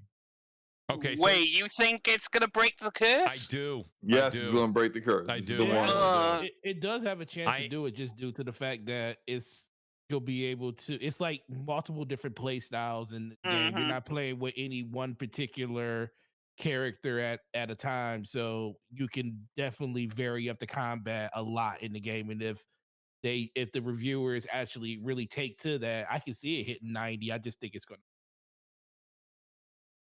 So It has a chance though. I'll go out on a limb here, and I blame the great J Main 518. I was reading Jay gave his whole analysis on Twitter, and he was on the show a couple weeks ago. I'm gonna go 91 with J Main. Yeah, I got Oh, you're gonna do one more than me. I did. I went. Listen, the reason I think the reason is more of what Forte's saying, and I really do think that this game will stand out. I think it will, because think about it, there was a lot of annoying things about the original Spider-Man 2018, right? There was the Mary Jane, all that stuff. I think they got rid of that. I don't think we'll find out. Catching pigeons. Catching pigeons, I think is out. You know, so I think the backpack stuff is out. I think they fixed some of the things that annoyed people, and then, like you said, the dynamic of having that on-the-fly change between you, Miles, and other characters. I think it's got the capability to hit that 91 mark, and like you said, PlayStation's kind of been starved in that 90 range, right? So I think this might do it. And Mooch, And if that story really hits. And the story. Well, what Go ahead. happens though if they have the story and all this Mhm. changes, but they still have the pigeons and the Well, backpack and everything in there? I mean, I could see it take a point off, and it may have been a Yes. 90 and it falls. no, you're not wrong, actually. I like your point there. You're saying everything hits, and then they still fall back on the errors that they did their ways in the first one with a couple of those odd missions and things like that. Yeah, it'll lose a point. All right. Yo, so- I get one single Mary Jane stealth mission, and it can't be higher than an 85. Sorry, What did they It give you the can't stun be gun? What higher they than give you the that. stun gun again? What they give you that? Man, go just You drop don't it wanna do further, it Jack. It's just dropping. If I'm going around stunning soldiers in the butt cheeks with a stun gun with Mary Jane, I'm dropping it down to like an 82. All right, Like I'm not. I'm not doing it. This is the funner one. What do you got? guys think the user is going to be after the Oh. first week? Oh, like 90-something, bro. 3.1. Yeah. No. well, you said Yeah, let's go. No, Yeah. Spider-Man. You said no, it was You're gonna get review bomb. No, Yeah. Spider-Man. The first Spider-Man was at 88.7 from users, and Miles Morales was a 7.6. Mm, What was Damn, this after? 7.6. jeez. I thought Miles Morales was I more thought- fun to play. to I be actually, honest. yeah, I It actually was. It said- was. I thought I Miles thought it was- was more fun. I thought it was better. Yeah, than no, the I guess original. I guess they just didn't like the exaggerated swagger of. Oh yeah, the black man. So what do we think? You know, how far? What do we actually think the user score is going to be 7.5. after the first week? I think it's gonna be closer to the first game, probably about a high 8. Yeah, That's that'll be- what I'm Yeah. thinking. I think it's going to be close to the first game. I Like a high I think 85. I think it'll be 7.5 because people are gonna want to avenge Starfield and they're gonna go ham on it. Oh, that might be true. Yeah, I people guess are gonna want to definitely getting avenge review bomb. Starfield. Right. Yeah.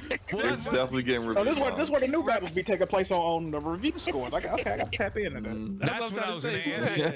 If hey, listen, if Spider-Man 2 can literally stay in the 80s with all the review bombing happening, we know it's a great game. Yeah, I was going to ask that when you said the user score. The Singer said it. If you're discounting the bombs that are going to get in there for the Starfield retaliation, then I think you're probably in the high 8s. But I think if you're going to include that, you're probably in the low 7s from the to have the retaliation for the Starfield.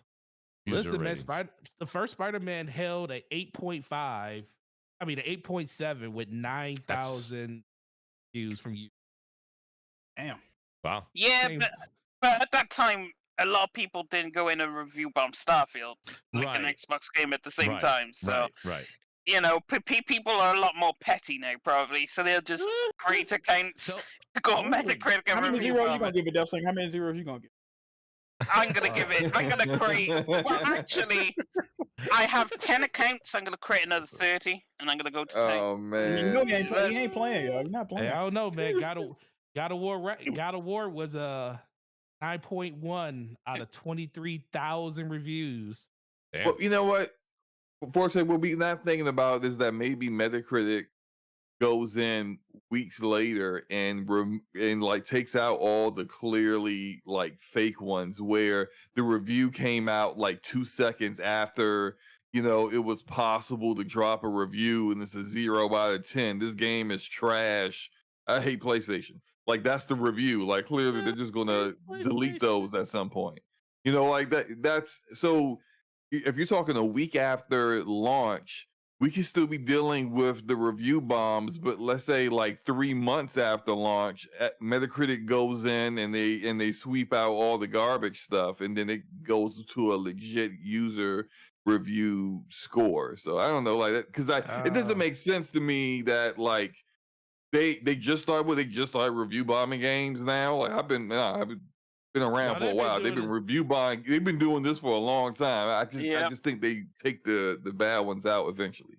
Yeah, they may do that. I don't know. There's a bunch. Looking at a bunch of zeros. I got news for you. Everybody's gonna have to take all of our scores are gonna have to get reduced by 2 points because the great TrueWiddy just said the pigeon stuff is still there. So no, it's not gone. I don't know how. Oh no!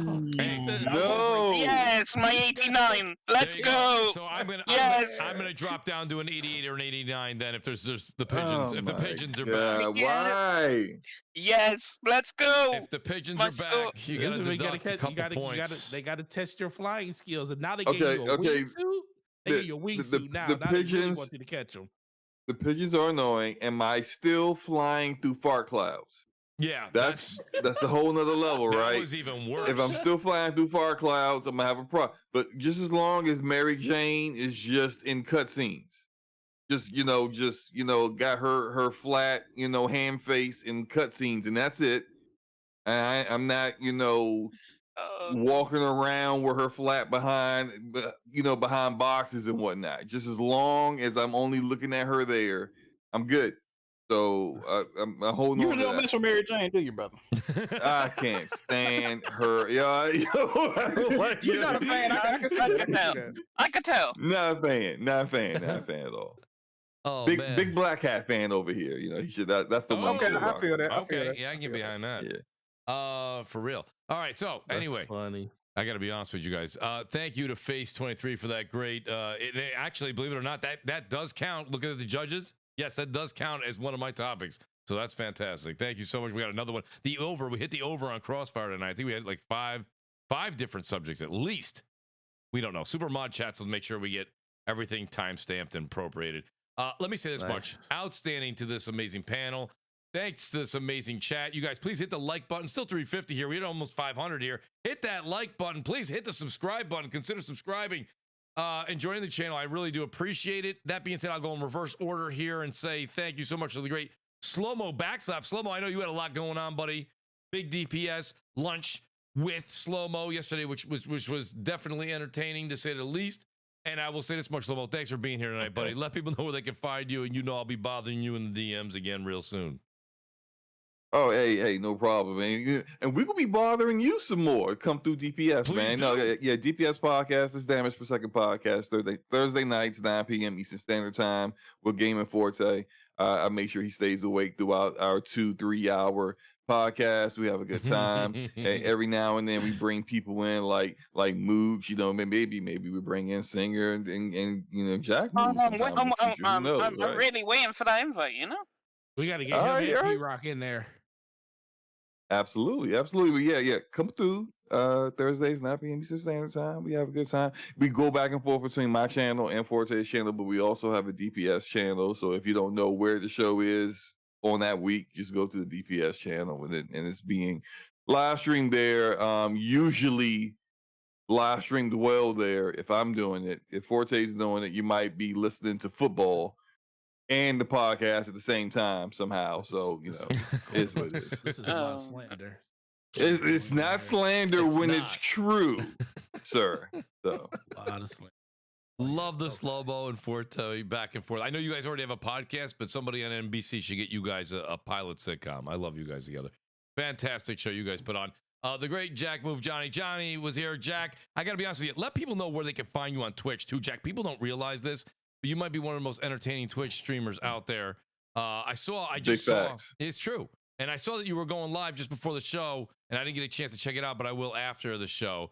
Jack, thanks for being here tonight, buddy. It really means a lot to me. I know you're outstanding. Love your contributions also on Weapon Wheel Podcast, 5:45 Eastern Time, over on Sunday nights, over on BG's channel. But, Jack, let people know where they can find you. Thanks for being here tonight. No doubt. Appreciate the invite. Shout out to the viewers. Shout out to the panel. You can find me Twitch, Twitter, YouTube, Jack Move Johnny, Instagram, wherever, you know. Just Jack Move Johnny. Yeah, I appreciate y'all. Yo, Jack, right back at you, man. Thank you for being here. Absolutely. Yeah, I really miss your old intros, still, Jack. Oh, dude. Hey, old buddy leaving, man. You might get it back, Dustin. I don't know. Let's go. I ain't gonna say too much, Dustin. I ain't gonna say too much. Absolutely. Death Singer, honestly, same to you, man. Honestly, love when I flash out the Mooch symbol, dude. You're always like, yeah, dude, I'll be there for you. Love getting your takes on gaming. I love how you keep this crossfire. You always have a zinger to come back with, and you keep things just absolute class act. Singer, let people know where they can find you, buddy, and thanks for being here tonight. Well, yes, you could find me everywhere at Death Singer playing the latest and greatest RPGs, and you can find me on Scumcast with the lovely Luca. Yes. And maybe if Slow-Mo and Forte turn up, you know. I am. Whoa! Excuse you? I am there all the time. Hey, stand by what? Literally been there the last 3 weeks, 4 weeks. What's up? Oh man. That is true. Now that's slander. Man. That's slander. When you say something negative, and it ain't even true. And it's not true. Man, hey Jack, I mean, come on, man. Like, yeah, I mean, no, you and Forte, y'all do a lot of podcasts, like, man. Yeah, I'm trying number 6. Like, come on. Like 6. I do one. I be tired, man. Y'all, hey, nah, I salute it, man. I do. Listen, man. That's because you've been doing it for so long, man. We still try to get caught up to your, to your level. Okay, I see what's going on. Yeah, get a couple of years, y'all gonna be like, man, I'm on 1-2 podcast, man. That's it. That's with. Yo, fact. But yeah, shout out to Mooch for always inviting me through. It's always a fun time. Always good panel. Appreciate good chat, you being here, Singer. See you later. Thank you, brother. Appreciate that. The great gaming Forte. Forte, honestly, 3 weeks in a row, it's just become a habit at this point now, Forte. So even though I do agree with Jack, you are doing a lot of podcasts. I would like to say that, well, you're definitely wanted here. That's for damn sure. So, Forte, let's go for 4. Let's not stop the good luck roll. Let people know where they can find you, buddy. And thanks for being here tonight. Yeah, appreciate it, man. Well, first of all, great show, great panel. Shout out to everybody in the chat. It's very, very peaceful today in the Crossfire chat, which never really happens, but really appreciate that. But, man, you can always find me, Gaming Forte, on YouTube, Twitter, Xbox Live, PlayStation. DPS podcast, literally getting on Slow-Mo's nerves every Thursday, 9 p.m. So come through and hang out with us on that one. And we had a great show yesterday. And if you missed it, go check it out. Or you could just check it out on your favorite podcast. Other than that, have a great weekend, and we will see you guys next week. Thank you, Forte. Just a couple quick shout outs for the folks that had to leave early. Shout out to BRAP, Basement Radio Arcade Podcast, Wednesdays, 9 p.m. Eastern Time. He had to duck out a little bit early. The WoolleyGamer, we will have Wooly on either next week or the week after, whenever his schedule opens up. The internet issue just completely sidelined us, but that's at Wooly_gamer. Go follow him over on Twitter.